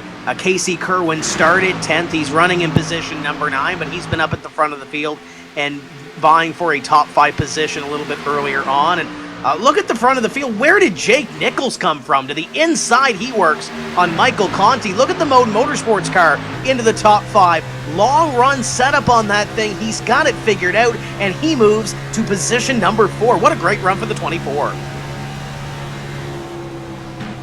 He started way back, position 27, but you see on the right-hand side as you go on board with him, currently in the number 4 spot and setting himself up to run down the 32 of Keegan Leahy. At that point, it gets a little bit more spread out because as we've been looking through the field, Ray Alfala now a whopping 1.8 seconds ahead of the next closest driver. Keister even further up the road in P2. But here comes Nichols onto the inside of Leahy, and Mike Conti, P5, has got the best view. And he's going to have to try to dig deep here to the inside. Look at him go, that focus to the inside line. He saw that hole open up. He got to the inside, and the momentum kind of ran out down the back straightaway, but just enough oomph to get that position down to corner number 3. But Jake Nichols, now Michael Conti, trying to follow in his slipstream a little bit, trying to pick up some positions, but Jake Nichols up to position number 3, only 3 seconds behind. He's got Colin Keister and Ray Alfala, and let's not understate that. Ray Alfala out in front by almost 2 seconds over this field. He is checking out, and this is where I think things start to get interesting, Tim, because now past the lap number 100 marker, this time by to be 63 laps to go. A pit stop likely still needed, pretty much guaranteed. If you're going to want to get to the end of this, of course, we would see drivers pit strictly for the tires if a yellow flag were to come out. But we've been on this run for 47 laps. There's 62 now laps to go, maybe 5 to 10 laps or so to a fuel window. Yeah, I think so. We're looking at about 5 to 10 laps. 55 laps seemed to be the magic number, Evan, that was thrown around a little bit earlier on. So go about 8 laps or so, and you're at that 55-lap window. So we're almost there, and that was almost big for the 25 Voyager. Close calls as this run continues deep. We're going to take a quick opportunity to step aside. It is Ray Alfala out in front looking for a first win since late 2018. He's in front as they're doing their best to wreck behind. We're closing in on 60 laps to go from Atlanta on the iRacing eSports Network.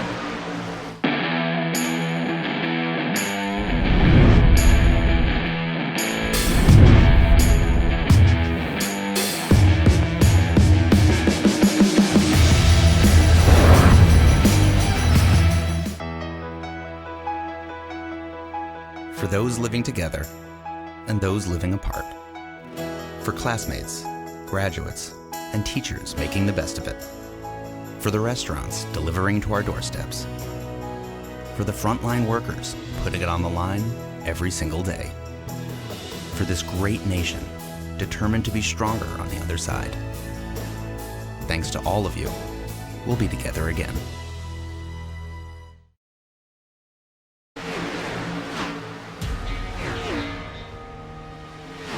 iRacing's coverage of tonight's race is brought to you by Coca-Cola, the official fan refreshment of eNASCAR, and by Asus, an official gaming hardware partner of the eNASCAR Coca-Cola iRacing series.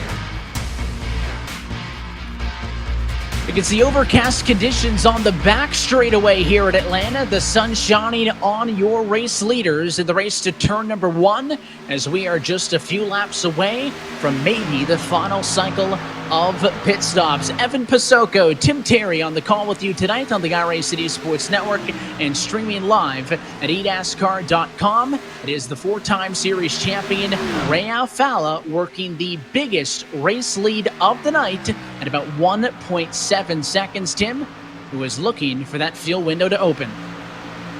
And just looking through lap times of your top 5 here, Evan, Ray Alfala, Colin Keister, they're still turning 31.5s or so, give or take, within that 10th of a second bracket. Jake Nichols is around 6, but the driver on the move, right behind him, Garrett Lowe, still in the 31.4 bracket. So I think Garrett Lowe might have something on the long run. If this thing stays green to the end, Jake Nichols, Garrett Lowe, their strategy might play out here to take away a win, but Ray Alfala up in front as Garrett Lowe goes to the inside. That cloud cover forms over that front straightaway as the battle for third is a battle no more. Garrett Lowe to third. So he moves on through, and Tim, I think these drivers might be hoping as pit stops are underway that the overcast conditions help a little bit more. As you see Conti in, the track temp right now is 140 degrees Fahrenheit. Alfala doesn't pit. Keister stays out. So while some drivers have opted to make the dive, the cars up front not yet doing so. Typically with a big tire fall off, as you see the tender bolted down to the pit lane, this is where you go for the undercut to make up a lot of time in bulk, but with not a ton of that. Curious if Alfala doesn't have to respond, as immediately maybe at some other tracks where the cars behind him start to pit. Does he come in this time? No. Opts to stay out again, working lap 112. If I'm on the box with Ray Alfala and you see these guys coming down pit road, I'd almost be concerned about what Garrett Lowe and Jake Nichols do from positions number 3 and 4, as there comes the number 5 of Matt Busa down onto pit road. We just saw his teammate Ryan Luza, by the way, go a lap down on that green flag run, so there's a note. He was involved in some carnage a little bit earlier on the front straightaway, so we'll see how that transpires as the two of Ray Alfala will stay out on the racetrack this time by, as will Colin Keister, and this battle for third will do so as well. So 55 laps to go. There goes Kerwin down onto pit road. There's that magic 54-55 number that we were talking about earlier. He comes in basically on the money halfway through, since, when they restarted and the end of the race, trying to make both runs on the sets of tires about as equal as possible.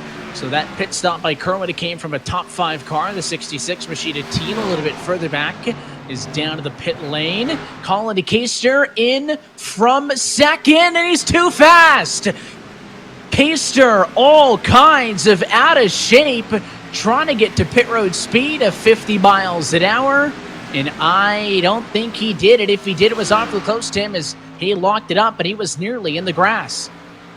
That almost took out a couple of cars in turn 4 because that thing was sideways in the middle of 3 and 4 trying to get it wound down to pit speed, and then the issues happened after he came across that commitment line. Ray Alfala in the 2 car coming down pit road, Garrett Lowe in behind him as well. So your top 2 are making their way down to pit road. It hands the lead over to Michael Guerrilla in the 15. He'll lead lap number 115. So good opportunity for the driver who started in P6, Tim, and who's been admittedly quiet to get some TV time up front. Close call there. That was Leahy and Conti on fresh tires, unlapping themselves. Looks like we're waiting still at about the top 5 cars to come down to the pit lane.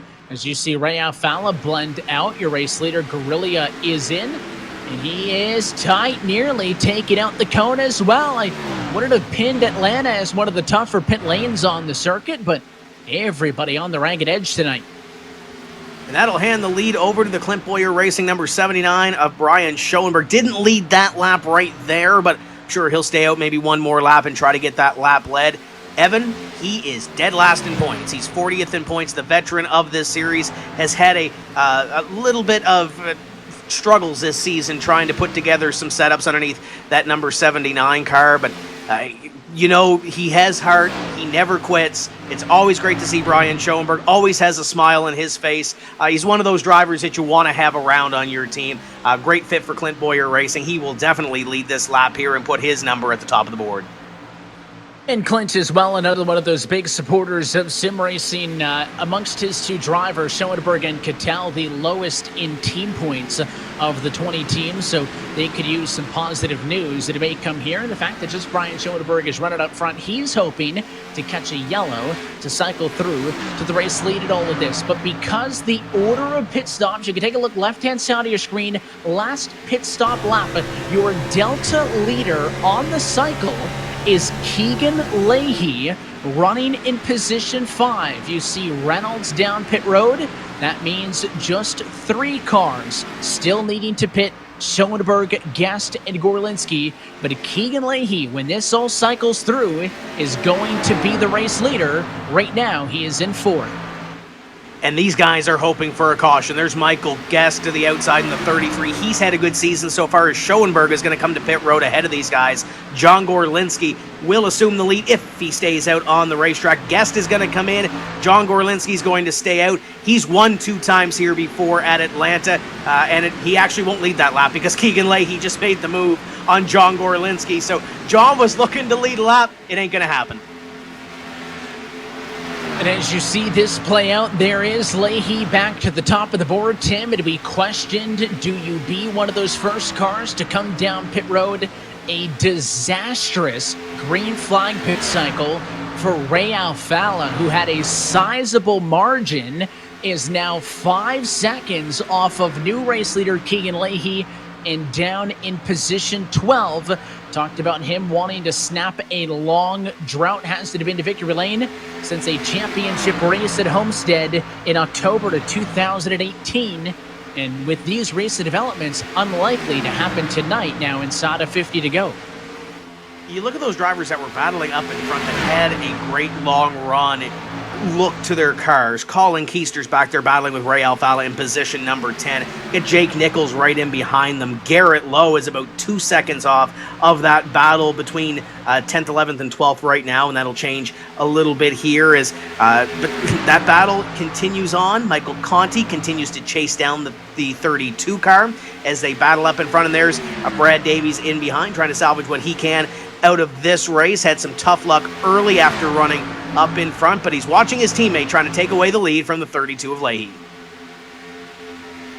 And this is for position. You can see Michael Conti, he is the top left box. Keegan Leahy, the bottom left box.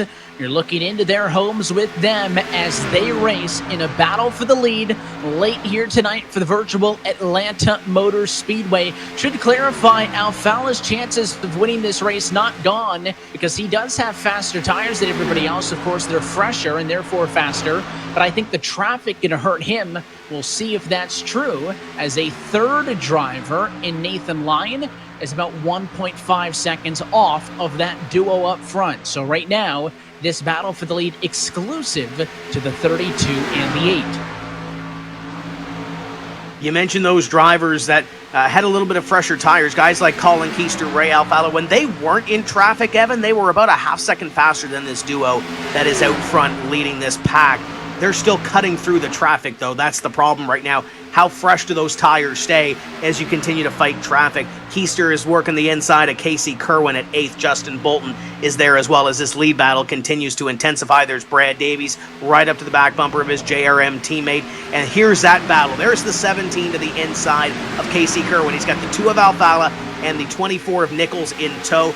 Garrett Lowe is about 2 seconds off. He must have had a misstep on his pit stop, Evan, because he was right up here with these guys as well before we went down pit road. But this is the time where you have to manage this run. You can't get involved in any of this traffic, but you also need to use up the good on these tires to try to close in the 3 seconds that you need to get up to the leaders. There's Jake Nichols and Ray Alfala on your screen.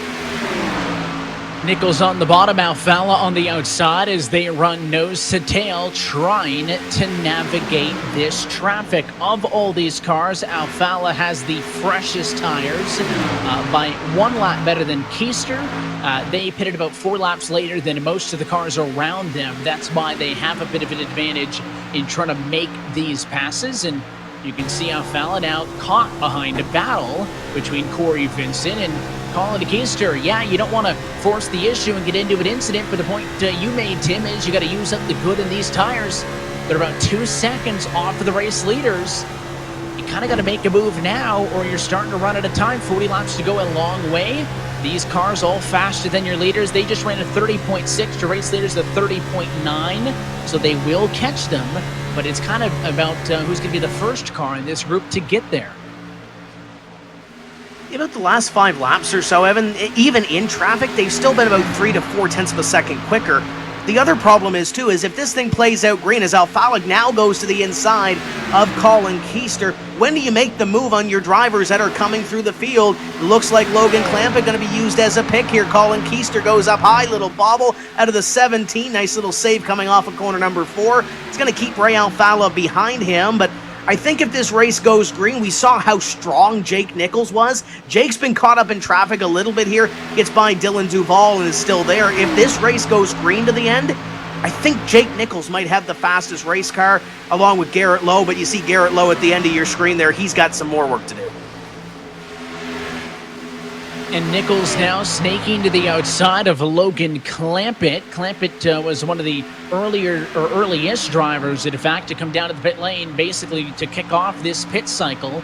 That's how we got the immediate track position. But again, his tire's a little bit older and slower. Gets passed by all these cars. Now it's Nathan Lyon, slow on the outside in third. He gets passed up. Now a battle between Alfala and Keister.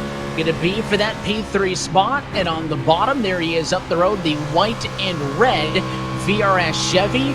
Alfala is up to third, so maybe I counted him out, Tim, too early with the traffic, thinking that that race win may not be coming today. He did a very good job of getting through traffic while keeping the bite in his tires, and he now has basically unobstructed racetrack to catch first and second about 1.2 seconds up the road. Intrigued to see here what Ray Alfala and Colin Keister turned for lap times, because they were about 8s the last time by, and the leaders were about 8s, but they were also fighting a little bit of traffic. They come by this time. Keegan Leahy turns a 9. Conti turns just under a 9, and Ray Alfala and Colin Keister are in the 7s and the 5s, so they definitely still have some good left in those tires. The battle for the lead rages on, but it's only 2 cars right now. We're going to be joined by about, I think, 3 more here as we continue this run, because Jake Nichols has also cleared that traffic trying to close in on Keister and Ray Alfala, but it looks like Ray Alfala has almost found another gear. He's pulled away from Keister, and Michael Conti knows it's go time. He goes to the inside of the 32. Well, they are both hunted by the 2 car. This is the battle for the race lead. At a lap 133, Michael Conti takes it away from Keegan Leahy. He puts that number 8 Junior Motorsports Camaro to the top of the board. You're on the board, though, with Ray Alfala around lap traffic in Brad Davies. The next 2 cars up the road is now second-placed runner Leahy and race leader Mike Conti. And with 34 laps to go this time by, I think Ray Alfala sitting really good. As long as he doesn't use it up, we still got 34 laps to go, Evan. There's still a long ways to go. Yes, he can get up here in the next 5-10 laps and make the move on Michael Conti, but you still got 25 laps to go after that to try to manage your stuff. Here's Ray Alfala on board down into corner number 3. You can see as he manages the gap there, as he talks to his crew chief, maybe his spotter a little bit, the virtual racing school team, the slip angle team as well. I'm sure talking Ray through this and trying to get numbers, trying to get that margin, and trying to get some lap times as well, but he is definitely there on this battle for the lead. And you can see maybe a small opportunity on the straightaways to kind of take a deep breath, stretch things out, and get back after it, because here we go at a 3-way fight for the race lead. Conti has pulled on Leahy just a little bit, so Alfala's going to make the move on him first, as here's the battle for 4th behind. Keister and Nichols fighting. They need to negotiate this quickly because they're about a second behind the battle for the race lead if they want to join the party. Further up the road, though, Alfala, half a car length off of the back bumper of Leahy. Doesn't go for the move now, but it feels like it's imminent.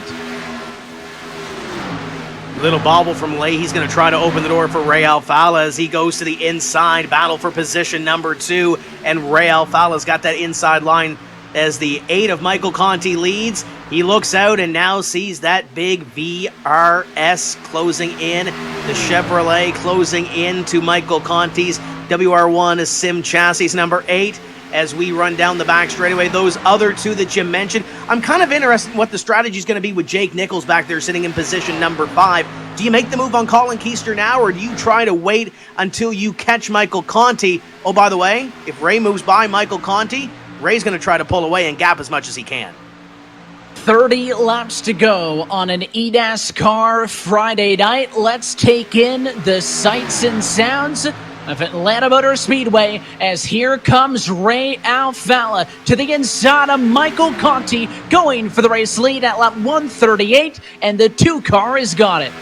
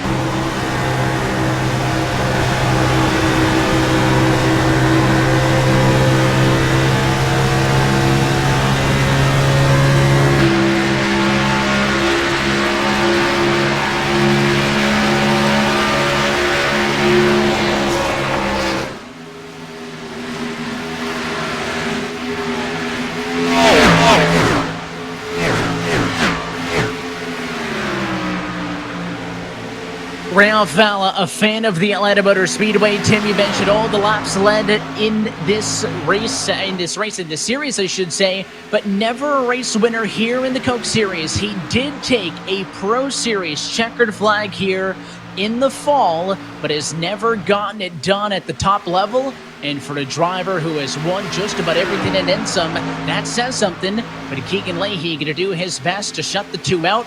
As we took a look there with all the onboards, Leahy passed Conti back for second, and the difference between 1-2 is about 3 car lengths. We got the 17 of Colin Keister, the 24 of Jake Nichols. Good on the long run. Michael Conti failing a little bit on this longer run, falling back into the clutches of the Fastenal Ford and the Mode Motorsports entry of the 24 of Nichols.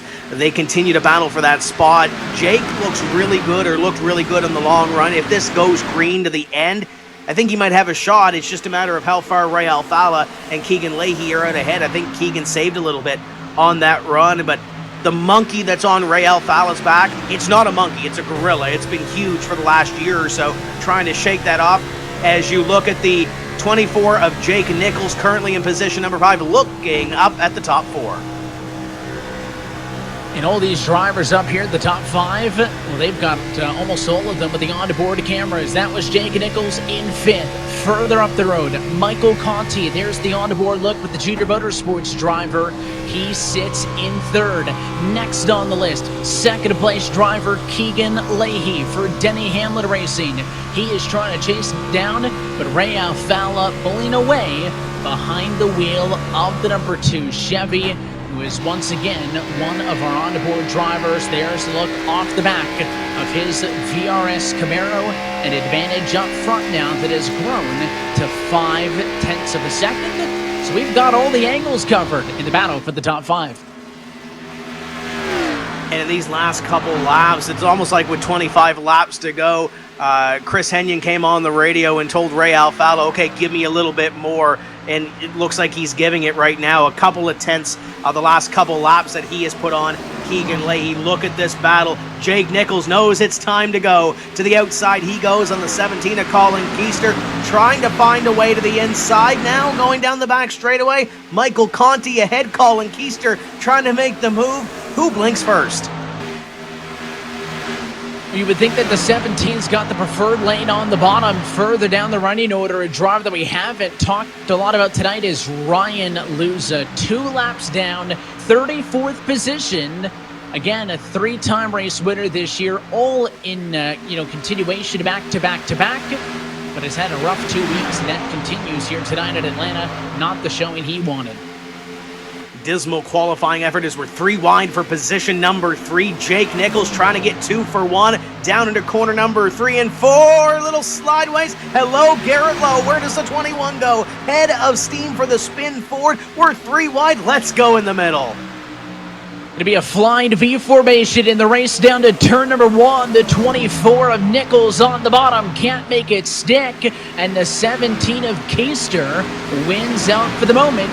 Here comes Garrett Lowe, though. Look to the middle, high side on the 24, now to the inside of the 17 car, and on the move, Garrett Lowe gonna kind of rifle his way through, and he goes to P3, trying to clear Keister, who's doing a good job of hanging tough on the outside. Garrett Lowe trying to get enough steam to the inside to pick up that position. I believe he will off of corner number 2. And now Jake Nichols tries to flash that nose to the inside of the 17 of Colin Keister. Keister back on the attack on the 21 of Garrett Lowe. Now about 2 seconds behind Ray Alfala. That was about the gap that they had coming off of pit road on that green flag exchange of pit stops between Garrett Lowe and Ray Alfala. But now Garrett Lowe has kind of dug deep here in these last couple laps. Still 2 seconds. We'll see what he has over the next 17 laps. Evan, if this thing stays green, he needs to pull about a 10th or so, little more than a lap to get up to Ray Alfala as you ride on board with Jake Nichols. Takes that little peek to the inside down the back straightaway.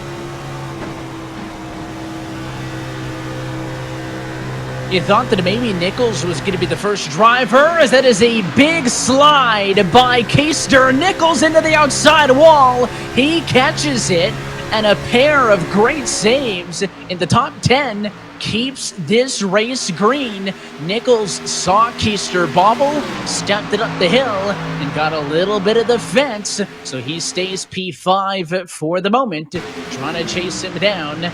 As, interestingly enough, Tim, a majority of the cars up front did not start here. Only 3 cars right now, and your top 10 actually started in the top 10.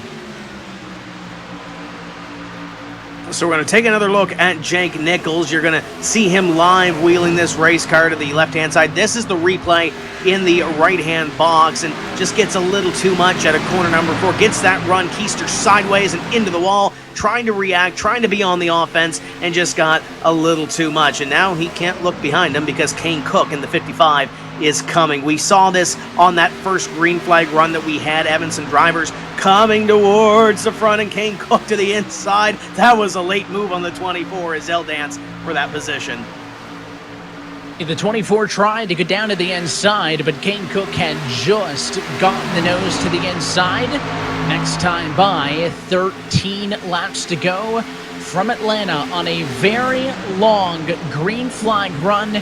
Kane Cook does complete the pass on Nichols to take over the top 5 position, Tim, and an extremely impressive run for the driver of that 55 Ford machine, of course, representing the Renegades. He's had some good speed here this season. Evan just hasn't been able to close the deal. He's had some bad luck bite him as well, and now trying to battle for position number 4. Just behind him, Nathan Lyon to the inside of the 24 of Jake Nichols. I think that little bit of damage that he might have gotten from the wall is starting to affect that Motorsports number 24. Casey Kerwin closing in on that inside as well. Chris Shearburn coming towards the front of the field, started dead last in the top 10 now. And there's Garrett Lowe. He made the move on Keegan Leahy. That was the only thing that was kind of puzzling me. If Garrett Lowe's going to catch Ray Alfala, he also has to pass Keegan Leahy. The problem is now is that Ray Alfala is still just under 2 seconds ahead of Garrett Lowe. There's 12 laps to go. Garrett Lowe needs a 10th and change to catch Ray Alfala. Ray Alfala pretty much has to fall off the cliff tire-wise and lose a bunch of time here. If he can continue what he's doing, Ray Alfala is going to go to victory lane tonight. And the fastest car on track that last lap as well, to the 2 car of Ray Alfalla. Low, though, a little bit better that time. Again, his lap prior probably hindered by the fact that he did have to navigate and complete the pass on Leahy, but it was nowhere near that 10th and change that he needs to catch the 2 car. It looks like Ray Alfalla in a position where if he keeps the car underneath him, he's in a very good spot, but there's a lot of cars in the pack that are still in battles, and if I'm the guy up at the very front, I would be concerned about. Here's Chris Shearburn. A quiet night, Tim. Started a 40th in his Letarte Esports Chevy. He is driven all the way up to position 8. He is your biggest mover. And still moving throughout this one, and he's got to be careful in front of him as Jake Nichols battles with the 23 of Casey Kerwin. He's got 2 positions I think he can make ahead of him, but he's got to be careful now. He's got to kind of tiptoe through this one. Had a problem in qualifying, didn't get a lap scored, and started in that 40th place position. That Letarte Esports number 36 is well within a battle for at least the top 10 position that he's in right now. And, you know, he might be able to wheel this thing if he can get past this battle and potentially battle for a top 5 run here to the inside. 3 wide down the back straightaway. Shearburn knows he's got to go. It was 3 wide in the battle for P6. It's Nichols on the outside, who Shearburn's going to get a crack at first here, and at a turn number 4, he will clear him. Next on deck, Casey Kerwin. He could be a top 5 car before this race is done. We talked about Jimmy Mullis earlier tonight, started a P2, has been out of a lot of the exciting battles, trying to chase down the 6th and 8th Lion. Tim, that's his old car up the road from him in a battle for P9 and 10. Yeah, you look at Jimmy Mullis. Jimmy Mullis had a great qualifying effort. He knew coming into this he needed to have a good run to try to salvage some points. Going to try to get a couple more here to the inside as he goes on the 6th of Nathan Lyon as they dance for that position. Right in behind, Michael Conti continues to fall back as the 46 of Jimmy Mullis picks up one more spot. Yeah, and talking about the 6 car, by the way, Zach Novak's old car, not Jimmy Mullis's, of course, as we're talking about the Richmond Raceway guys. So the 46 machine was with Richmond Raceway Esports last season. It was Novak after that championship with Roush Fenway that made his way over to that group. That is how the 6th and 8th Lion ended up in that ride, and he has had several impressive runs in this series. But next time by, it's going to be 5 laps to go. And no, this is not a battle for the race lead. That is lapped car Brian Schoenberg, who just fell 1 lap down in position 26. The interval between Alfalla and Lowe still 2.1 seconds. In fact, it is growing. So it is, in fact, not a battle for the race lead. This is the battle you want to watch. Here comes Kane Cook on the inside of King Leahy for 3rd. Kane Cook trying to take away a podium finish here, and it looks like he will do so with 5 laps to go. Garrett Lowe about a second ahead of Kane Cook. I don't think he's going to be able to get there in 5 laps, Evan, but you better believe he's going to try. Look behind him, Chris Shearburn's in the top 5. Shearburn made the move on Colin Keister, and now Casey Kerwin putting the pressure on the 17 as well as they come up out of corner number 4. 36 picks up that position, and they battle in behind. Ray Alfalla continues to lead this thing, and Evan, it's still about 2 seconds back to Garrett Lowe. Yeah, Shearburn also making a move to get into the top 5, so he does hit that mark. We just saw Cook go to 3rd, so a handful of drivers may be getting their final 1 or 2 spots, but this may be a very long 4.5 miles for Ray Alfalla. This time by 3 laps to go. We know he's one of the best, Tim. Again, he did not make that top 20, was relegated to the Pro Series of the offseason, dominated in those Xfinity Series cars, multiple wins, series championship to get himself back here. But if he can close this one out, a win a long time coming, and not a sentence that you say a lot in reference to the 2.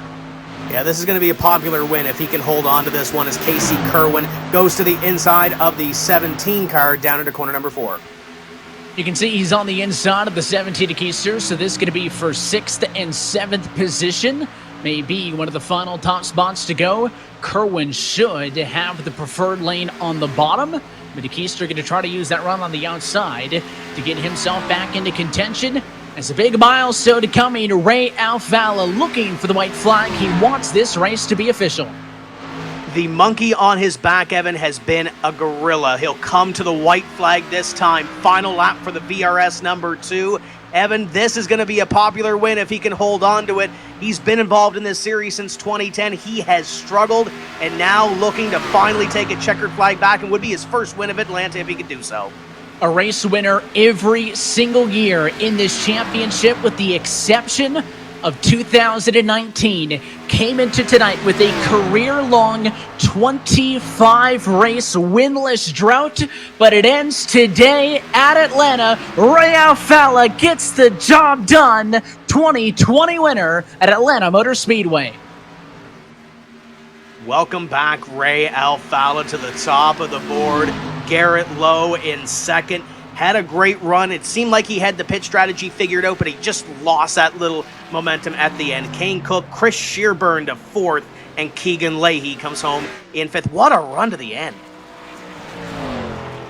And I think that pit cycle made it so enthralling to see the drivers who short pitted get that immediate track position. Not just Alfalla, but Lowe, Cook, and others work through the field on the fresher tires. But as he celebrates on the front straightaway, this winning moment is brought to you by Coca-Cola, the official refreshment of eNASCAR. And the 4-time series champion snaps that winless drought and takes home a series best career win number 25. And he is the first former champion of this series to win at the Atlanta Motor Speedway. He's a mailman for the United States Postal Service. He definitely hauled the mail today in a Polish victory lap, saluting the fans here at the Atlanta Motor Speedway. VRS is back in victory lane, and it's with the 2 of Ray Alfalla. Let's take a look at tonight's full race results for round number 8 of 2020. You can see the final margin to victory just a sliver under 2 seconds. To Garrett Lowe, you got Kane Cook, Chris Shearburn, Keegan Leahy inside your top 5. And a couple of passes late, Keister stays in front of Kerwin for 6th and 7th. It is Jake Nichols, Jimmy Mullis, and Nathan Lyon, your top. And you look at the second page, Michael Conti, Justin Bolton, Dylan Duvall to Stuart Haas Gaming teammates in 12th and 14th place. Burton Kligerman Esports on this page as well, with Logan Clampett and Ashton Crowder both in the top 20. Phil Diaz gets a top 20 finish, and Bob Bryant finishes in P20. And continuing on down through, you'll see the split line between drivers who finished on the lead lap and not. So Schoenberg ended up being the last driver lapped. Cattell, Busatti, and Novak Zelensky on the lead lap. Behind the 79, you got Michael Guest, Blake Reynolds, John Gorlinski, and Brad Davis still running at the end of this one. And completing your field in this round number 8, Michael Guerrilla had a good run early, trying to stay out, get some pit strategy, finishes 31st. McCullum and Smith 1 lap down. Ryan Luza 2 back. Christian Chalner in 35th. And then the other drivers that had some bad luck tonight, Jeremy Allen, Santi Tierrez, Malik Ray, Graham Bolin, and Steve Sheehan. Now or never. Look top to bottom at your full race results here tonight for the virtual Atlanta Motor Speedway, where it is Ray Alfalla back in victory lane once more, as we have now reached the halfway point of the regular season. Tim, 8 down, 8 to go. Going to try to chat with your top finishers here in just a moment, but we now head off into an all-star break with our first real opportunity to pause and reflect on what's happened so far. And we get the opportunity to enjoy the month of June a little bit. Got the All-Star race coming up, and then hit it back hard with Indianapolis at the end of June. And for these drivers, for those that are in the top 8, for those that maybe have won a race, you get to reflect on something positive. For those that might be outside the top 20 and have some work to do, you're going to put your head down with the brand new build coming out on June 2nd and get to work getting ready for Indianapolis at the end of the month. In a very different race, of course, when we head to the Brickyard compared to tonight's action from Atlanta as well. A lot of unique racetracks, Tim. We talk about back-to-back intermediates here. We're not going to see another intermediate racetrack till the right before the playoffs, in fact, at Las Vegas Motor Speedway. You got Indy, New Hampshire, Michigan, Watkins Glen, Daytona, and Darlington all before we return to one of these cookie cutter intermediate racetracks. It is going to challenge the drivers, and maybe those unique circuits as well may give some drivers opportunities to get a lot of points if they're a fan of them. Yeah, cornucopia of different racetracks that we have there. 2 super speedways. You have a road course in there. Get the flat track at Loudon, Indianapolis as well. So there's some really good tracks in there. And let's talk with your top finishers. Tim, I believe you are caught up with the driver of the 21 machine. It's a P2 tonight for Garrett Lowe. Well, Garrett, we get to do this again. Lower your camera a little bit. I know you don't want to finish second here every week, but finishing in position number 2, what else did you need to get up to Ray at the end? Just need a draft once again. It all comes down to draft with this package, unfortunately. So we had a fast Wood Brothers spin Mustang there, and I tell you, I started rolling the top around halfway through the race, and it just kept on rolling. And past, I don't know how many cars, probably 30. One of the best cars I've had in a while. Thought I could get to Ray. Congrats to him, though. He just outran us there at the end. Slicing your way through traffic, how nervous were you coming through guys like Keegan Leahy and Michael Conti at the end, trying to get up there to that second place position? Not too nervous. I kind of knew what pace I needed to run to be able to catch him. What I didn't know was how fast he was going to be able to clear traffic as well. So that kind of bit us. He had a big lead going into pit stop, so that definitely helped him out a little bit. Unfortunately, it's just working through traffic. You never know what you're going to get. So it's kind of a lottery. Unfortunately, we didn't catch it right. But we were close at the end somewhat, and I think we still had the fastest car at the end. So that's something to build on for sure. Halfway through the regular season, got a little bit of a break here now. What do you do in June to try to bridge that gap till our next points race at Indianapolis? Definitely take a week or two off. This last couple weeks have been quite a grind. Just the whole spring stretch usually is. So take a break, come back maybe in 2 weeks and just start working on Indianapolis and maybe some tracks there forward. I know the summer is a little bit easier as far as time management. So we'll see what happens. I think Indy will be a good race. It's historically not one of my best, but I've only been there once. So we'll see what happens. Hopefully it'll be just as good of a car as we had tonight. Well, congratulations. Garrett Lowe comes home in position number 2. And Evan, I'm excited for this one. The 2 back in victory lane, Ray Alfalla. And it is career win number 25 for the driver of the number 2 machine. It happens tonight from Atlanta Motor Speedway. Ray, I know that you're not accustomed to going for these long streaks without wins. No trip to victory lane last season, and tonight you get the monkey off the back with a very impressive performance. Congratulations. Thank you. I guess I'm not washed up anymore. That was what an effort. Everybody on Slip Angle and Legacy, getting the VRS Camaro finally up front. We've had a lot of good runs this season, and we always just kind of make a mistake here or there strategy-wise. Charlotte, we had a really good car, and we made a mistake on lap 8 yellow and went green the rest of the way. So everybody put in a lot of hard work this week, especially Eric Smith. I feel really bad about what happened to him. He said, Ray, we have a winning car, so go win it. So, man, it's been a long time. So, glad to talk to you guys. Of course, you had won in every series or every season in this series up until last year. But, the last time you were in victory lane, it came with the championship in 2018. So I apologize when there's only one trophy for you tonight. But, just tell us about maybe the learning process that these last 2 years have been and kind of the challenges that came with that and what you had to overcome going through last season, funny to back into this championship to return to victory lane. I guess it goes to show that even if you're a 4-time champion, that next win is never guaranteed. Yeah, well, pretty much every time I win, I think it's going to be my last one, and so last year and a half, I was saying, well, I went out on top, Homestead Championship. I don't know if I'll ever win again. So, and it's not that it's not that I lack confidence. It's just that I always, have that sense of urgency. I never just think I'm going to win forever. So, I'm trying to win every week, and I'm still the driver I've always been, in my opinion. It's just, the cars are difficult to set up. There's a lot to change on the setups, and really I just won the race so I could get an interview because I want the setups to be simpler, and we've had some discussions I've been pitching for fixed setup for so long, so it's ironic that we get the win on the open setups, but No, just a little bit of trolling there. It's just, it's fun obviously when you have a good car. It's fun when you have a good car, not so much fun when you don't have a good car. Today we avoided a lot of stuff. We had like 3 almost crashes right in front of us, like running inside the top 10. Normally you get to the top 10 and you think, well, I'm pretty safe, but tonight we just dodged a few bullets and that's all it takes. And there's a lot of fast cars that got involved in stuff and but holy cow, we're back in victory lane. And you reach the middle portion of this regular season now as a playoff bubble driver. Going to be right there on the cusp of a top 8 spot. 8 down, 8 to go, and about a month until we dish out some more points. What's the debrief going to be like? Tim Terry was just chatting with Garrett Lowe, said he's going to be taking about a week off. Can you maybe relax a little bit more with this win before we get back to it, headed to the Brickyard? Sure. I mean, we have like a month off now, and new build next week. I think we're getting new damage models, so this time when I wreck, it'll look prettier. So, but I'm really looking forward to the 1987 Cup car.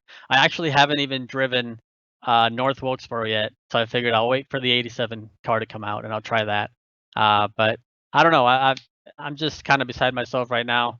We've had so much potential, and for the past year and a half, just something always goes wrong. So really happy to get VRS in victory lane, slip angle in victory lane, and and up next is my favorite track, Indy. We're looking forward to that one, Ray. We appreciate the time here tonight. Congratulations on the win, and welcome back to victory lane in the eNASCAR Coca-Cola iRacing Series. And Tim, you heard it right there from Ray. Happy to be back at victory lane, and some good insight there onto what the last year and change has been for him, just getting back to this point. Again, win number 25 on his career puts him that much further ahead of the next closest driver, as this series is most winning and most successful driver, the 25-time race winner and 4-time champ. And what a difference a year makes. We were talking about Ray Alfalla last year, fighting for relegation, trying to get into the top 20 in this series and missed out. And now it's on the opposite end. You mentioned fighting for a playoff position. Ray Alfalla has fought back. He doesn't have quit in his vocabulary, Evan. It's really great to see him back here in victory lane. For those that have been with this series since 2010 and have those drivers and pull for those drivers, it's great to see Ray back here in victory lane. And you know what? I don't think this is the last time we're going to see him win in 2020. And you heard him talk about some new things in the new iRacing build, basically quarterly throughout the year. iRacing brings a lot of new content to the service. That includes 1987 NASCAR Cup cars. We got a sneak peek of those of the Pro Invitational finale at North Wilkesboro on Fox a couple of weeks back. But Tim, something else he mentioned is a new damage model that has been kind of tested out over the last few months with the ARCA Menard series styled cars on the service, is coming to these Cup cars. So that will be a change that these drivers are going to have to get used to when it comes to repairing damage, not just how it actually affects the car, but visually it will look different for us when we watch these races, when cars are involved in incidents. And, those two things are just a tiny fraction of what's coming to the service on June 2nd. I'm excited for tire set limits from a short track perspective. I go to a short track on a Saturday night. It's a 6-tire or an 8-tire race. Now those tires will be limited in some of the official series, and you can use it in the hosted sessions as well. I'm kind of excited for that because that brings another strategy into the play as well. But all kinds of stuff to look forward to in a couple of weeks here. See if we can give it Tyler Hudson as well to make that happen over here on the Coke side of things. As we get set to wrap it up, though, here tonight, let's take a look at tonight's Coca-Cola move of the race. And we talked about that long green flag stretch, the run to the end. Well, here was Ray Alfalla sandwiched in between Mike Conti and Keegan Leahy, making the pass on the 8. That would be for the win. Ray Alfalla, Michael Conti, they know each other like the back of their hands. Ray Alfalla knew that he had to make the move because Colin Keister and Jake Nichols were running in behind and had long run mentality as well as Ray Alfalla. Alfalla goes to the inside and makes it look easy, puts the virtual racing school back in victory lane, puts the deuce back in victory lane, and comes out a winner. A footnote on this one as well, Kane Cook finished in third, tried to hook up with him, Evan, but finished or was 38th in points coming in to this evening's racing action, just like Dylan Duval was a couple of weeks ago at Dover. Gets that third place finish and is going to give him a little bit of momentum going in to that All-Star break to see what he can do to dig out of the deep hole that he's had the first 7 races. And if you haven't entered yet, it is not too late to enter tonight's ASUS Round 8 giveaway. An opportunity to win a 1-year iRacing membership along with ASUS ROG products, including a keyboard, a mouse, and a headset. You have to follow them on Twitter. Go to their handle at ASUS_ROGNA. Look for the tweet, click on the giveaway link, and sign up with an opportunity to win that. Headed out of this one is the drivers on track look to win the championship. Tim, I don't know how many times we've said it already. 8 down, 8 to go. It just works out nice and easy. I like numbers. The All-Star race is next. It'll be a non-points exhibition, but over a month until we get to Indianapolis for the next points race. It'll be Tuesday, June the 30th here on the iRacing Esports Network at eNASCAR.com/live. But really what I wanted to mention, look at all the tracks after Indy. Like I said, up to Vegas, there is not a lot. Cookie cutter racetracks, there is quite a wide array. There is. You look at Watkins Glen on August 11th. We got 2 super speedways in Daytona and Talladega. You talk about Talladega being a super speedway to end off the regular season. Las Vegas has produced some different winners as well. New Hampshire, Loudon, my home racetrack when it comes to this series. I can't wait to see that one play out as well. But Indianapolis is one of those crown jewel races, and Ray Alfala tends to run good there as well. We might see another back-to-back, but gonna have to wait a month to see it. And until we head to Indianapolis, that'll do it here for us tonight from Atlanta. On behalf of our entire team, the folks over at NASCAR and eNASCAR, for the team at iRacing, and for your entire broadcast crew tonight. For the folks downstairs, Tim Burns, Johnson Prince, Jay Kennedy, James Pike, Alex Horde, along with Cisco Scaramuza and our producer Drew Adamson, and for your broadcast team upstairs. For Tim Terry and myself, Evan Pasoko, I want to thank you for tuning in and welcome Ray Alfala back into victory lane, snapping a 25-race drought. It's the mid-season break. We'll be back next for round 9 for the Indianapolis Motor Speedway. That race on June 30th going to be found exclusively, as always, right here on the iRacing Esports Network and streaming live at eNASCAR.com. Until next time, good night from Hotlanta, where 4-time is once again a winner in the eNASCAR Coca-Cola iRacing Series.